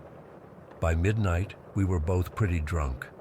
James stood up, swaying slightly, and announced he was heading home. "You can crash here," I told him. "Guest room's all made up." But James shook his head. "Nah, I need to walk, clear my head." "I'll drive you," I offered, but we both knew I was in no state to drive. "I'll cut through the woods," James said. "It's only 15 minutes that way." I should have stopped him, should have insisted he stay. But instead, I stood up too. "I'll walk with you." Even as I said it, I felt a chill run down my spine. My grandfather's voice echoed in my head, "Don't go into the woods after dark." But James was my friend, and he was grieving. I couldn't let him walk alone, drunk, through the pitch-black forest. So we went. The night was cold, early March in the mountains. Our breath made clouds in the beam of my flashlight as we pushed through the underbrush. James was quieter now, focused on not tripping over roots and rocks. About halfway through the journey, at the point where the path crosses Miners Creek, we stopped. "I can make it from here," James said. "You should head back." I hesitated. "You sure?" He nodded, patting my shoulder. "I'll text when I get home." I watched him cross the small wooden bridge over the creek and disappear into the darkness. Then I turned around and started back toward my house. That's when it happened. I'd gone maybe 100 yards when I heard it. My name called from somewhere off the path. "Connor." I froze. The voice was familiar, too familiar. "Connor, help me." It was Reggie's voice, clear as day, coming from deeper in the woods to my left. My heart started pounding so hard I could feel it in my throat. I swung my flashlight toward the sound, but the beam only illuminated trees and shadows. "Reggie?" I whispered, knowing it couldn't be him, knowing he was dead and buried a week ago. "Connor, I'm lost. Help me." The voice was so convincing. It had Reggie's slight southern drawl, the way he always said my name with the emphasis on the first syllable. If I hadn't been at his funeral, I would have sworn it was him. I took a step toward the voice, then another. My rational mind was screaming at me to run, but some deeper part of me was drawn to that familiar sound. "Connor, please. I'm scared." I was about 10 steps off the path now, my flashlight beam dancing wildly as my hand shook. Something rustled in the undergrowth ahead. I strained to see. "Reggie?" I called again, louder this time. The rustling stopped. For a moment, everything was silent. Then I heard a sound that turned my blood to ice, a low, wet chuckle that started like Reggie's laugh, but twisted into something inhuman. That broke the spell. I turned and ran, crashing through the forest back toward the path. Branches whipped at my face and arms. I fell once, scrambling back up with mud on my hands and panic in my chest. Behind me, I heard movement, something following, something fast. I didn't look back. I ran all the way home, slamming and locking the door behind me. I collapsed on the floor of my entryway, gasping for breath, my whole body shaking. My phone buzzed, a text from James. "Made it home. Thanks for walking with me." I didn't respond. I couldn't tell him what had happened, couldn't put into words the terror I'd felt in those woods. That night, I didn't sleep. I sat in my living room with all the lights on, jumping at every creak of the house settling. My cats, usually independent creatures, stayed close to me, their eyes fixed on the windows as if watching for something. By morning, I had almost convinced myself it was grief and alcohol playing tricks on my mind. Almost. But over the next few days, things started happening. Small things at first. I'd come home and find objects moved slightly. A book that had been on the coffee, table now on the shelf, my keys in the wrong drawer. I started feeling watched, especially at night. I'd be washing dishes and get this crawling sensation on the back of my neck, like someone was standing right behind me. But when I'd turn around, there'd be nothing there. My cats changed too. They refused to go near the windows after sunset. My older cat, Max, started peeing outside his litter box, something he'd never done before. And both of them would sometimes stare at empty corners of the room, their backs arched, hissing at nothing I could see.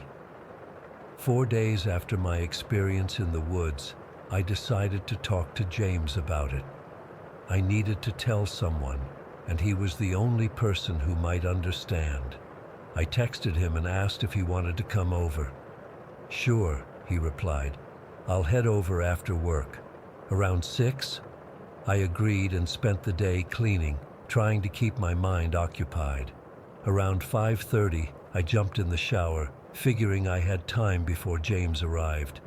I was rinsing shampoo from my hair when I heard it. 3 solid knocks on my front door. James must have gotten off work early. I called out, "Use the spare key under the mat. I'm in the shower." I finished up quickly, threw on some clothes, and walked into the living room, running a towel over my wet hair. "Hey, sorry about that," I started, then stopped cold. My front door was wide open, swinging slightly in the breeze, but there was no one there. No James, no anyone. I approached the door cautiously, peering out into my front yard. Nothing looked disturbed. My car sat in the driveway. The yard was empty. With shaking hands, I pulled out my phone and texted James. "You here?" His response came seconds later. "Still at work. Be there in about 20 minutes." My stomach dropped. If James wasn't here, who had knocked? Who had opened my door? I slammed the door shut, locked it, then checked all the windows and the back door. Everything was secure. I was alone in the house, or at least I should have been. But I didn't feel alone. That crawling sensation was back, stronger than ever, like eyes boring into me from every direction. I sat on my couch, knees pulled to my chest, waiting for James to arrive. The cats had disappeared, probably hiding under my bed. When James finally knocked, I nearly jumped out of my skin. I checked through the peephole before opening the door, relief washing over me when I saw his familiar face. I told him everything. The voice in the woods, the strange happenings in my house, the knock at the door when no one was there. I expected him to think I was crazy or drunk or just overwhelmed with grief. Instead, he went pale. "My grandma used to talk about this," he said quietly, "about things in these mountains that can mimic voices, that can follow you home if you disrespect the forest." "By going in at night," I whispered. He nodded. "She called them the Hollow Ones, said they're not ghosts, not demons, just old, as old as the mountains, and they have rules. What happens if you break the rules?" James looked away. "She said they don't forgive, that they watch and wait and eventually take what they're owed." We sat in silence after that. What could we say? What could we do? James left around 9, promising to come back the next day. I didn't want to be alone, but I couldn't ask him to stay. Couldn't put him at risk if something was targeting me. That night was the worst yet. Around 2 in the morning, I woke to the sound of footsteps on my front porch. Slow, deliberate steps that stopped right outside my bedroom window. Then 3 knocks, just like before. I lay frozen in bed, hardly daring to breathe. The knocking came again, more insistent. Then that voice, Reggie's voice, but not quite right, called through the glass. "Connor, let me in. I'm cold out here." I didn't answer, didn't move. "Connor, I know you're awake. I can see you breathing." I squeezed my eyes shut, heart hammering. "You shouldn't have been in the woods that night, Connor. You know the rules." Something scraped against the window, like nails or claws dragging down the glass. "I'll come back tomorrow night, and the night after. I have all the time in the world." The footsteps retreated. By morning, I'd convinced myself it was a nightmare, but when I looked outside, there were muddy footprints on my porch. Footprints that stopped directly under my window. That was 2 weeks ago. Every night since, it's come back. Sometimes it knocks. Sometimes it calls with Reggie's voice or James's or my mother's. Sometimes it just stands silently outside, waiting. I've tried everything. Salt lines at the doors and windows. Prayers. I even went to see old Mrs. Tanner, who knows all the mountain lore, but she just shook her head and said, "Once they've marked you, there's no unmarking."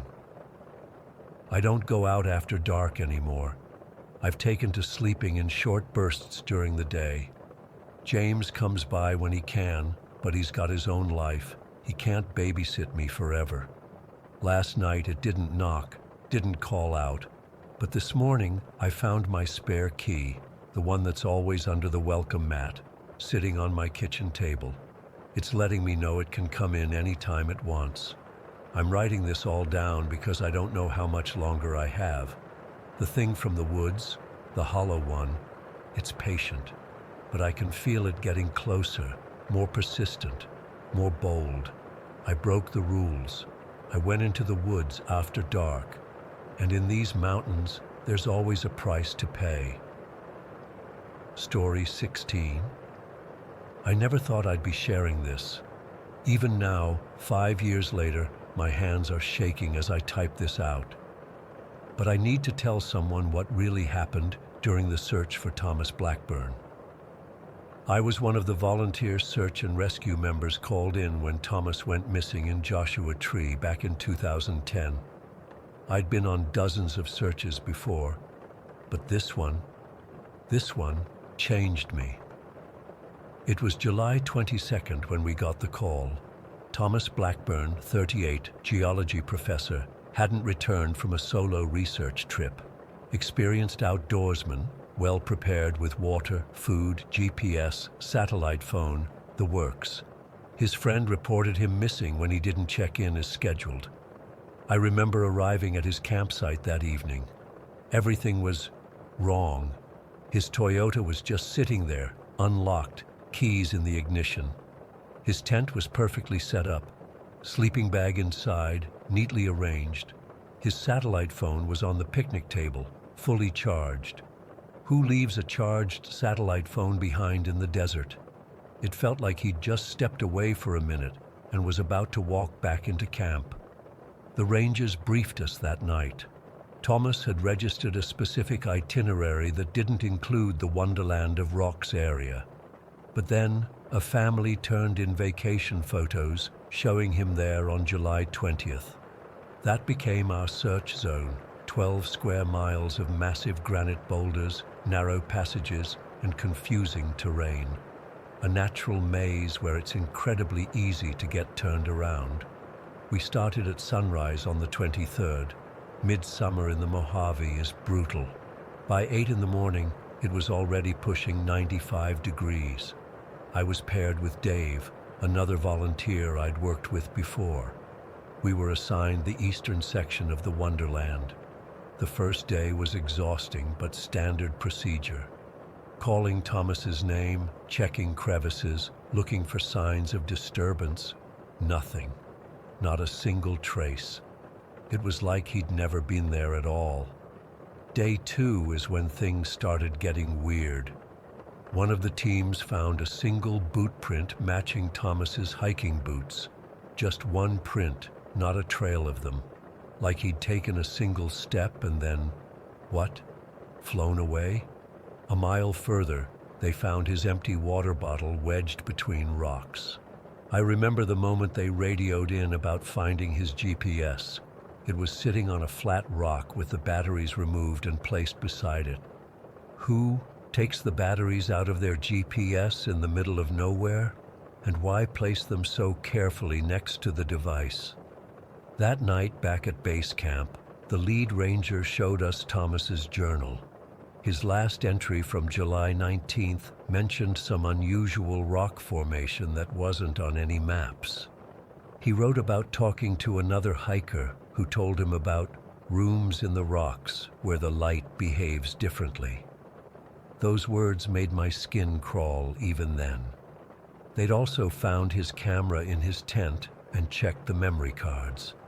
Dozens of photos of some weird rock formation, taken from all these different angles.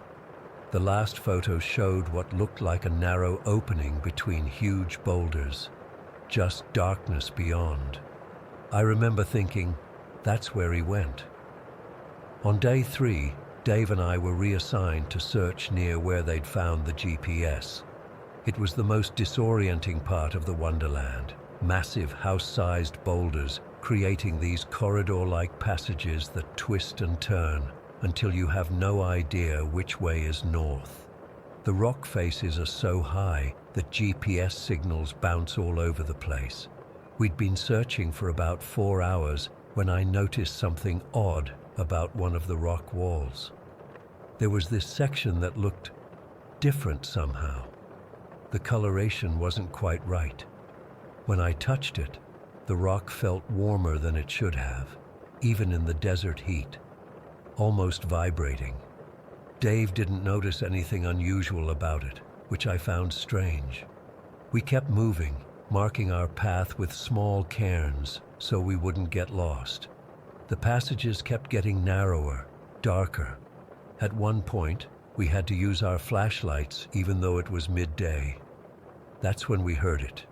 It wasn't a voice exactly, more like a humming that seemed to come from the rocks themselves. low and rhythmic. Dave didn't hear it at first, but after I pointed it out, he went completely silent for a moment and then said, "We need to leave. Now." But I was drawn to it. I wanted to find the source. It reminded me of Thomas's journal entry, rooms where the light behaves differently. I kept pushing forward while Dave reluctantly followed. We came to a split in the passage. The humming was definitely coming from the right fork. I started to head that way when Dave grabbed my arm. His face was pale. "Don't," he said. "Something's not right here." I was about to argue when my radio crackled to life. It was base camp calling all teams back. They'd found something significant and needed everyone to regroup. Part of me was relieved for the interruption. When we got back to base, they told us about Thomas's camera. The FBI had enhanced the final image, the one showing the dark opening between boulders. In the enhanced version, there appeared to be something in that darkness. Not clearly defined, just a suggestion of movement, like something was waiting just inside. That night, I couldn't sleep. The humming sound stayed in my head. I kept thinking about Thomas's journal entry and that weird section of rock that felt too warm. Around 3 a.m, I got up and checked the map of our search area again. I realized that the spot where Dave and I had heard the humming was only about a quarter mile from where they'd found Thomas's GPS. On day 4, they reorganized the search teams. Dave requested a different assignment. He didn't say why, but I could see in his eyes that the previous day had rattled him. I was paired with a ranger named Mike. We were assigned to continue where Dave and I had left off. I didn't tell Mike about the humming. Part of me was afraid he'd think I was losing it from the heat, and part of me was afraid he'd hear it too. We reached the split in the passage around noon. The right fork where I'd heard the humming was blocked now. A fresh rockfall that definitely hadn't been there the day before. Mike said it happened all the time in the park, that the rocks shift and settle constantly, but it felt deliberate to me. We took the left fork instead, which curved around and started to ascend. After about 20 minutes of climbing, we emerged onto a small plateau surrounded by taller rock formations, and there it was, the exact rock formation from Thomas's photos. This bizarre arrangement of boulders that looked almost constructed, intentional. Mike didn't seem to notice anything unusual about it. But when I showed him the printout of Thomas's last photo, he agreed it was the same spot. We just couldn't find the opening shown in the picture. We circled the formation at least 3 times. Nothing. I was getting frustrated when Mike pointed out that the shadows in Thomas's photo suggested it was taken later in the day. We decided to wait and see if changing light conditions would reveal something. As the sun began to descend, the shadows shifted across the rock face. And then I saw it, the narrow opening between boulders that Thomas had photographed. It wasn't visible earlier because of how the light hit the rocks, but now it was there, this dark slash in the stone. Mike radioed it in while I approached the opening. It was just wide enough for a person to squeeze through sideways. I shined my flashlight inside but couldn't see much. The passage seemed to bend immediately, so the light didn't penetrate far. Mike came over and we discussed whether to enter. Protocol said we should wait for backup, but we were losing daylight fast. If this was where Thomas had gone, we needed to know. Mike went first, then me. The passage was tight but navigable. After about 15 feet, it opened into a small chamber maybe 10 feet across.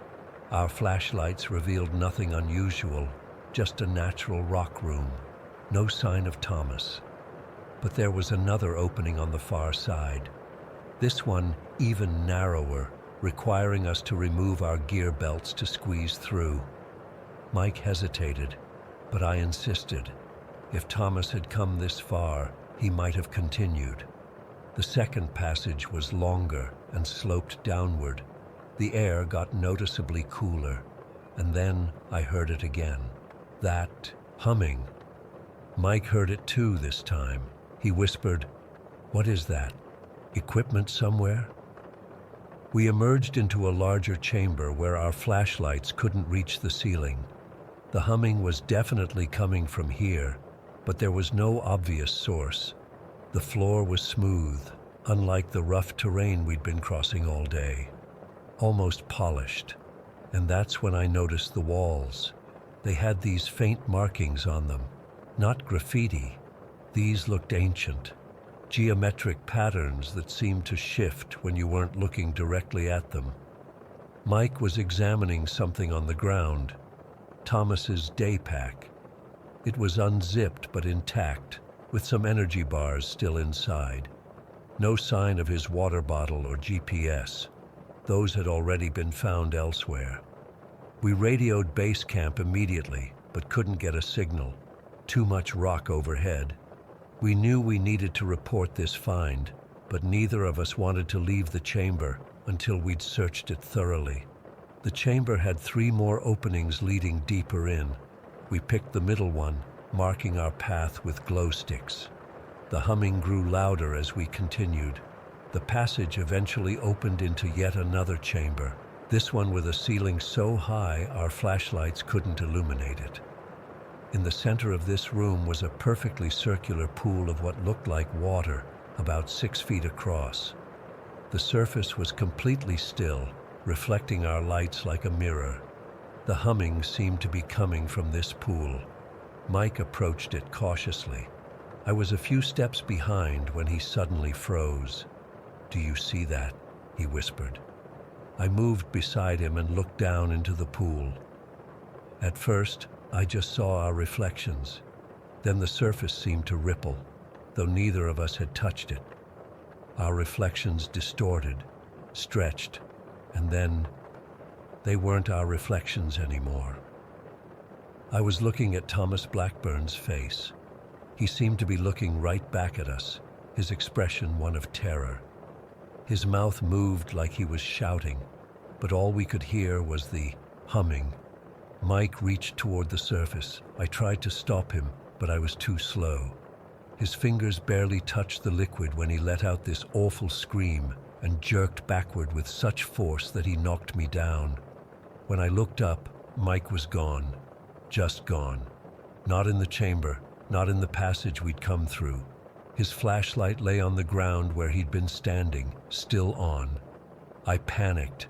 I grabbed his flashlight and ran back the way we'd come, following our glow sticks. I don't remember most of that journey out. Just running, squeezing through passages, gasping for breath.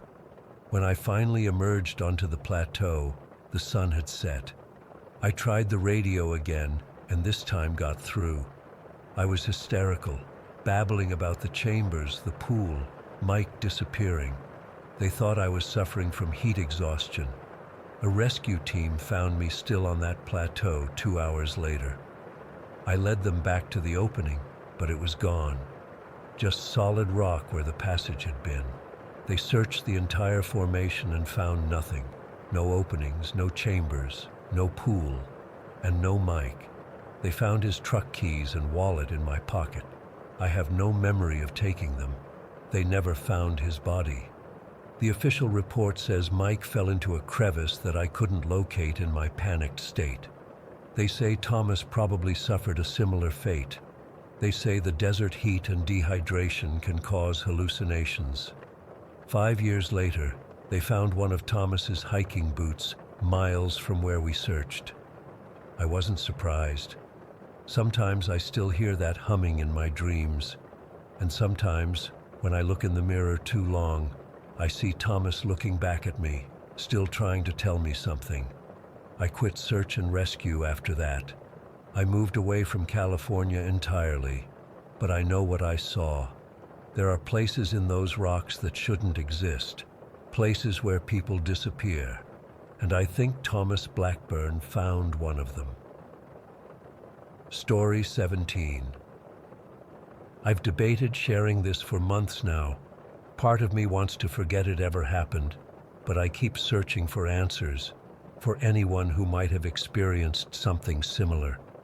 I need to know I'm not losing my mind. This happened last September when I was driving from Phoenix to visit my sister in San Diego. I've made this trip dozens of times, but I was running late and decided to try a shortcut my GPS suggested. It showed Highway 371 cutting through the mountains would save me almost an hour. I'd never taken it before, but the GPS was confident, so why not? The turnoff came just after Blythe, a small paved road that didn't look well traveled, but seemed legitimate enough. The first 30 minutes were fine, just a normal mountain road winding through scrubby desert landscape. But then things started to change. The road narrowed. What started as a decent two-lane highway gradually deteriorated into something that barely deserved to be called paved. The forests on either side grew thicker, pressing closer to the road.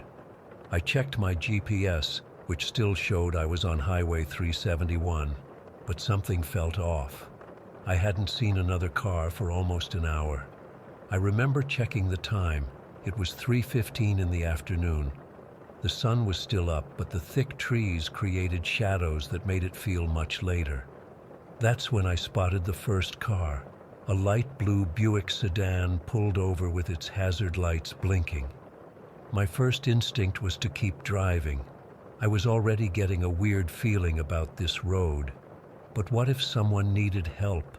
There was no cell service out here, and who knew when another car would come by? I pulled over about 20 feet behind it.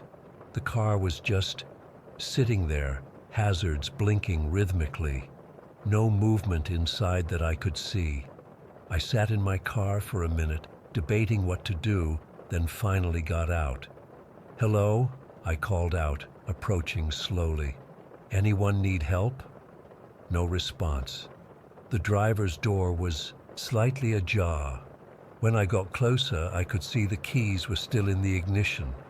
The car was empty, but looked perfectly fine. No flat tire, no steam from the engine, nothing obviously wrong. That's when I noticed the footprints. Just one set, leading from the driver's side into the woods. They disappeared into the trees, heading straight in as if someone had a destination in mind. But there were no returning footprints. I called out again, louder this time. My voice seemed to die in the dense forest. No echo, no response, just silence. Not even birds. I suddenly realized how quiet it was. No wind, no insects, nothing. I got back in my car feeling deeply unsettled. I told myself there must be a logical explanation. Maybe they'd walked into the woods to use the bathroom and just hadn't come back yet. But why leave the keys? Why leave the door open? I drove on, eager to get back to the main highway. The road got worse. Potholes everywhere, faded lane markings, vegetation starting to reclaim the edges. About 10 minutes later, I nearly slammed on my brakes in disbelief. Another Buick, same color, same model, also pulled over with hazards blinking. This had to be a coincidence. Maybe they were traveling together? I pulled over again, this time more cautiously. As I approached, my stomach dropped. This car also had the driver's door ajar, keys in the ignition. And again, a single set of footprints leading into the woods, never returning. I didn't call out this time. I just stood there, my heart pounding. The two cars were identical down to the license plate frames. I ran back to my car and locked the doors, then continued driving, my hands shaking on the wheel. Over the next 15 miles, I encountered 3 more identical Buicks, each one exactly the same. Hazards on, door open, keys in the ignition, one set of footprints leading into the woods. By the 5th one, I didn't even stop. I just drove past, barely slowing down enough to confirm it was the same scenario. I was going way too fast for the condition of the road, pushing 60 despite the potholes and curves. I just wanted to get to the interstate. My GPS still insisted I was on Highway 371, but the estimated arrival time kept increasing despite my speed. That's when I saw the first person. Standing motionless in the middle of the road was a figure in dark clothing. I slammed on my brakes and swerved, barely missing them. As I drove past, I glanced in my rearview mirror. They hadn't moved or tried to flag me down. They just stood there, watching my car disappear down the road. A mile later, there was another figure. This one stood at the edge of the road, just at the tree line. Again, they made no attempt to signal or communicate. They just watched. I was genuinely scared now, driving as fast as I could manage without wrecking my car.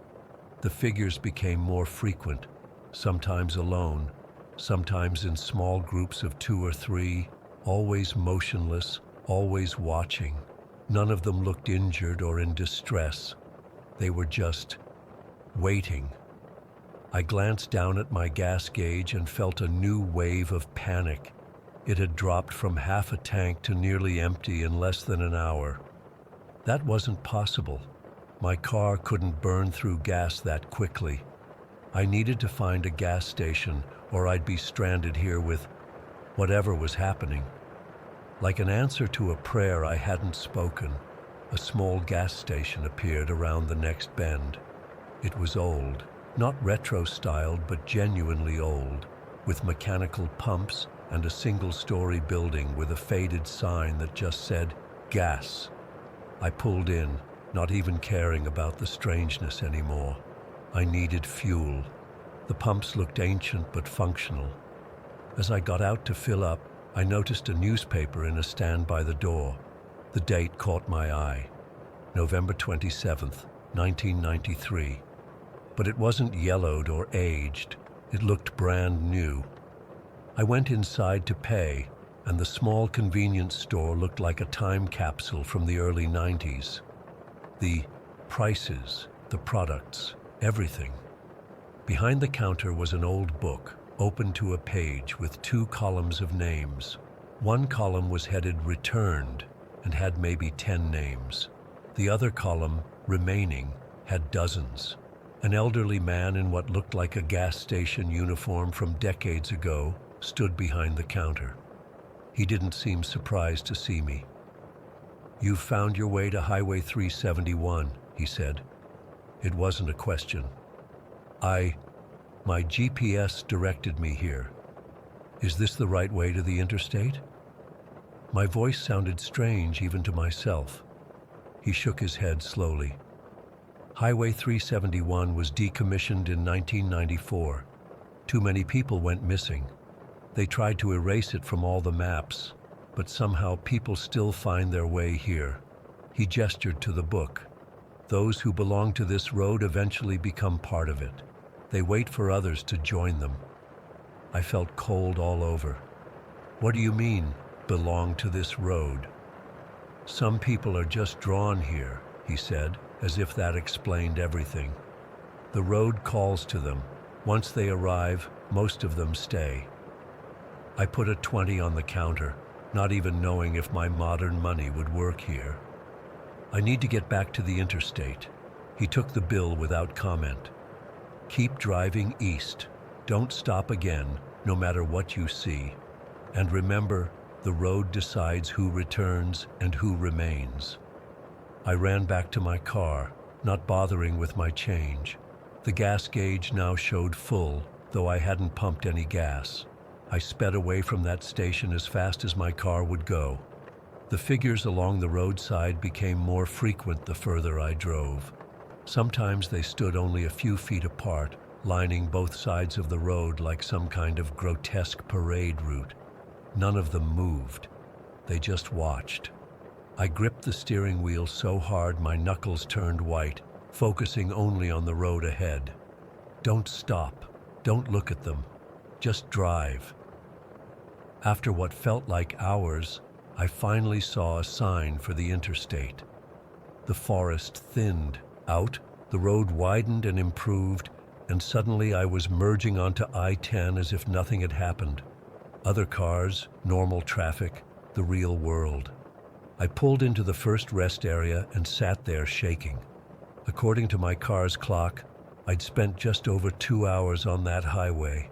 But when I checked my phone, which now had service again, I discovered I'd been missing for 3 days. There were dozens of missed calls from my sister and parents.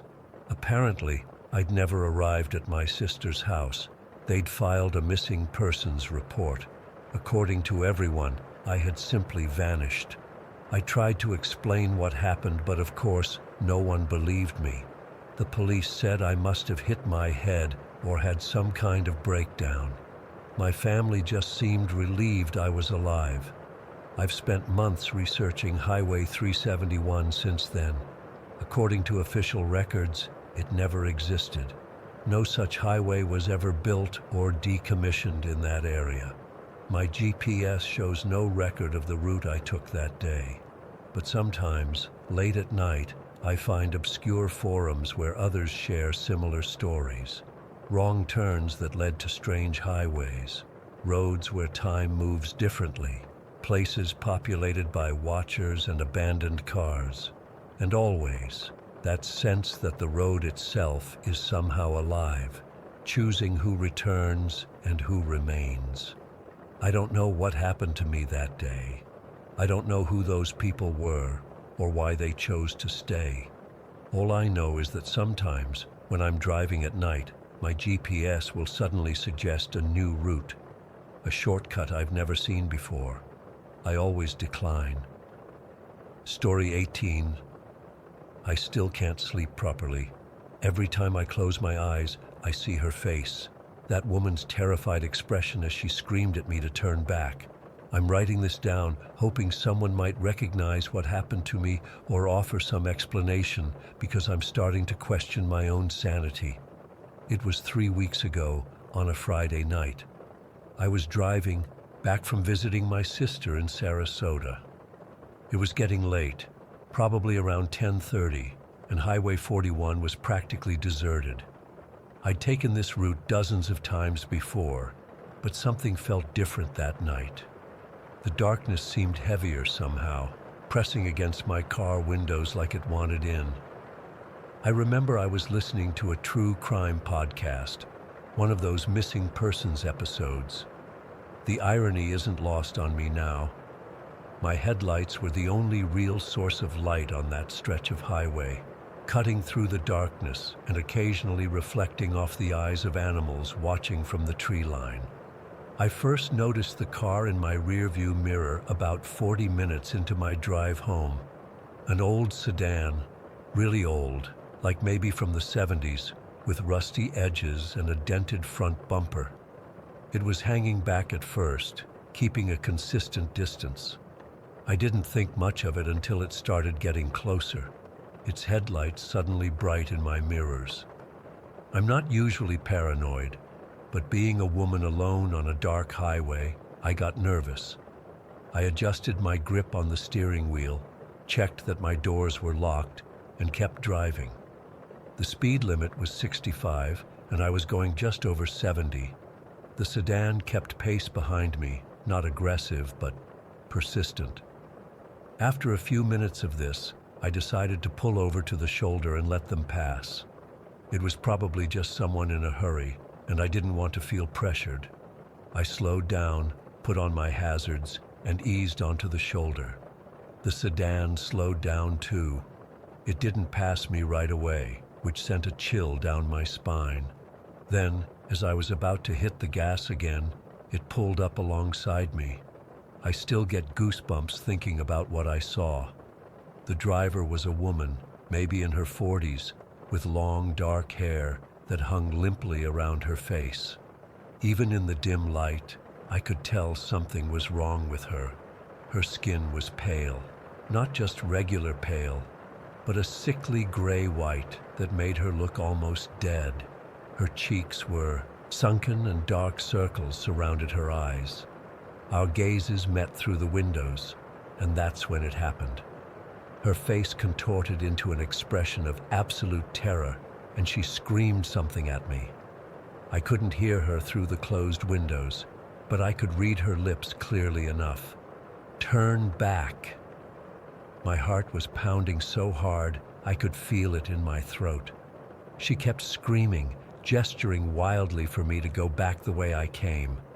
Then, without warning, she sped off ahead of me, her taillights quickly disappearing around a bend.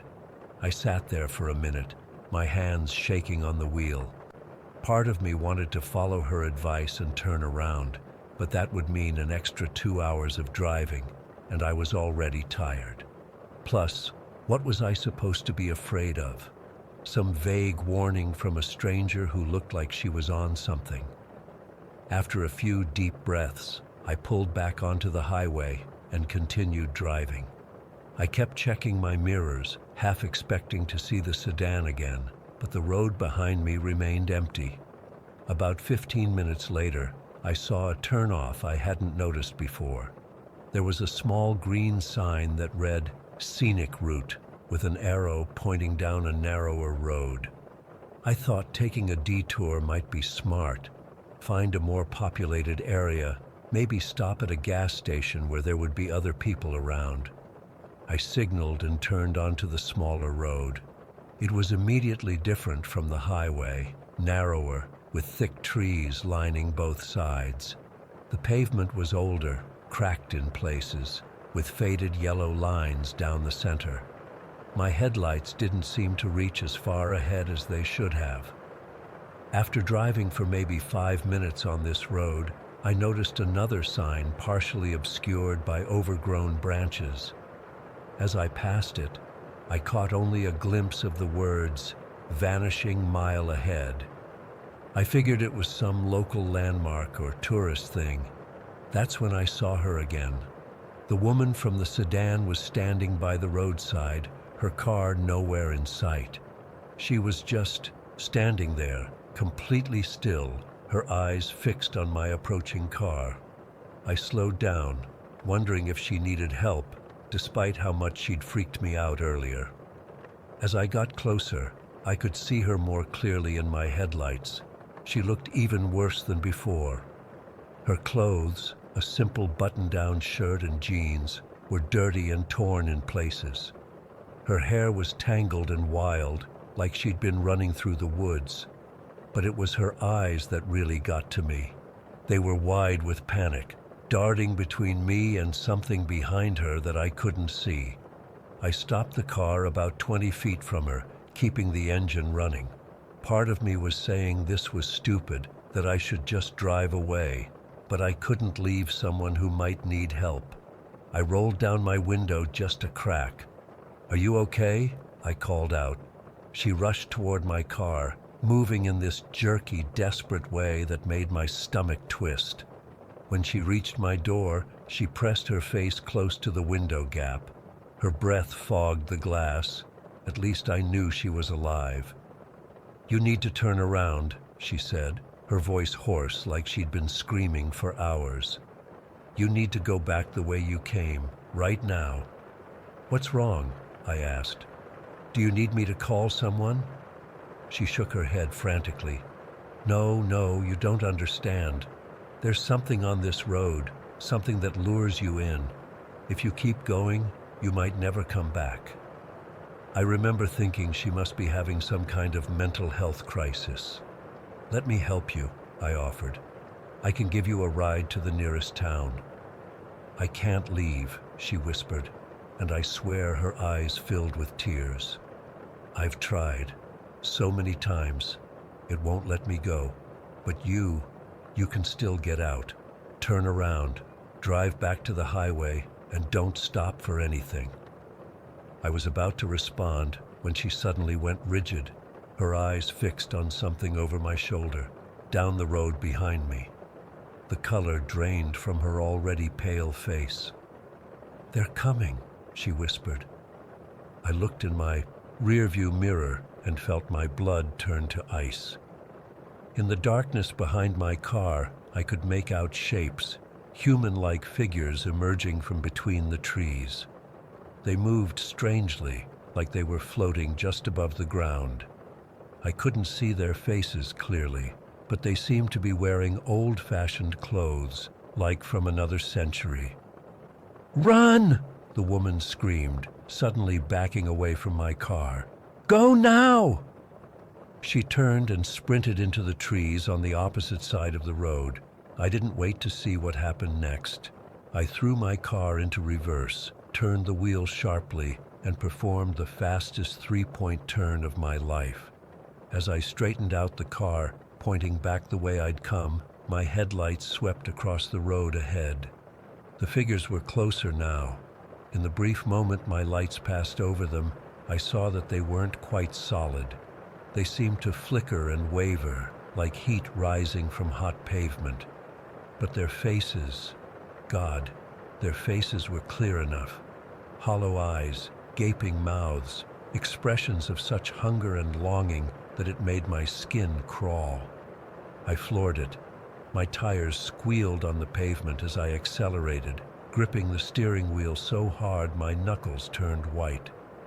In my rear-view mirror, I could see the figures pursuing me, moving impossibly fast for something on foot. They weren't running, they were gliding, their feet not touching the ground at all. As I drove, I felt the temperature in my car plummet. My breath came out in visible puffs, and frost started to form on the inside of my windows. Something was in the car with me.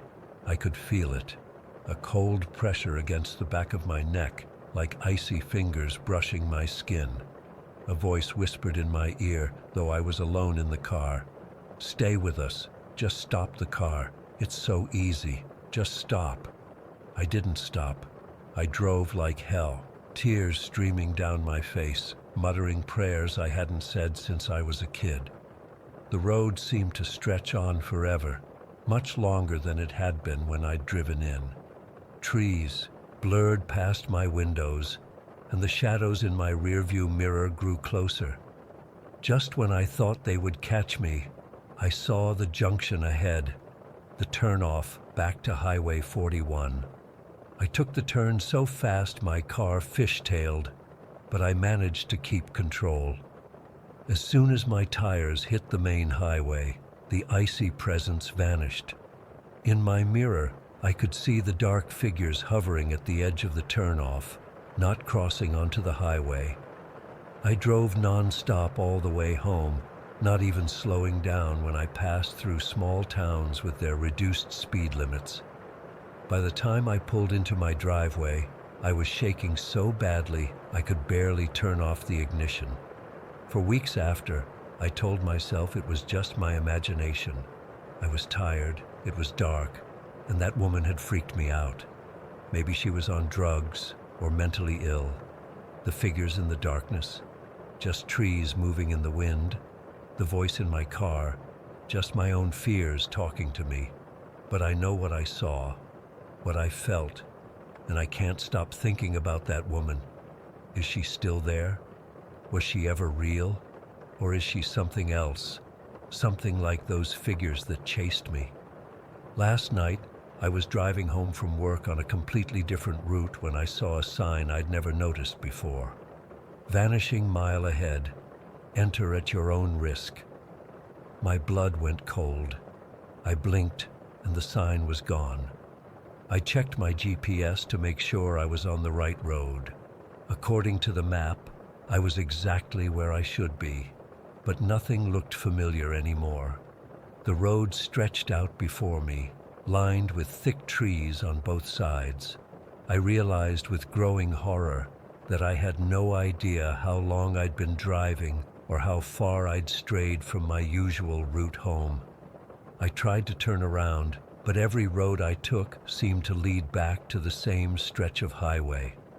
The sun was setting fast, shadows lengthening across the pavement. In my rearview mirror, I thought I saw the rusty sedan. I'm still driving. I don't know how long it's been now. My phone has no signal, and my GPS keeps rerouting. Every now and then I see her, the woman, standing by the roadside, watching me pass with those haunted eyes. I think I understand now what she meant. The vanishing mile doesn't stay in one place. It moves, it hunts, it lures, and once it has you, it doesn't let go. If you're reading this and you ever see a sign for the vanishing mile or find yourself on a road that feels wrong somehow, too long, too dark, too empty, turn back immediately. Don't make the same mistake I did. I don't know if I'll ever find my way home.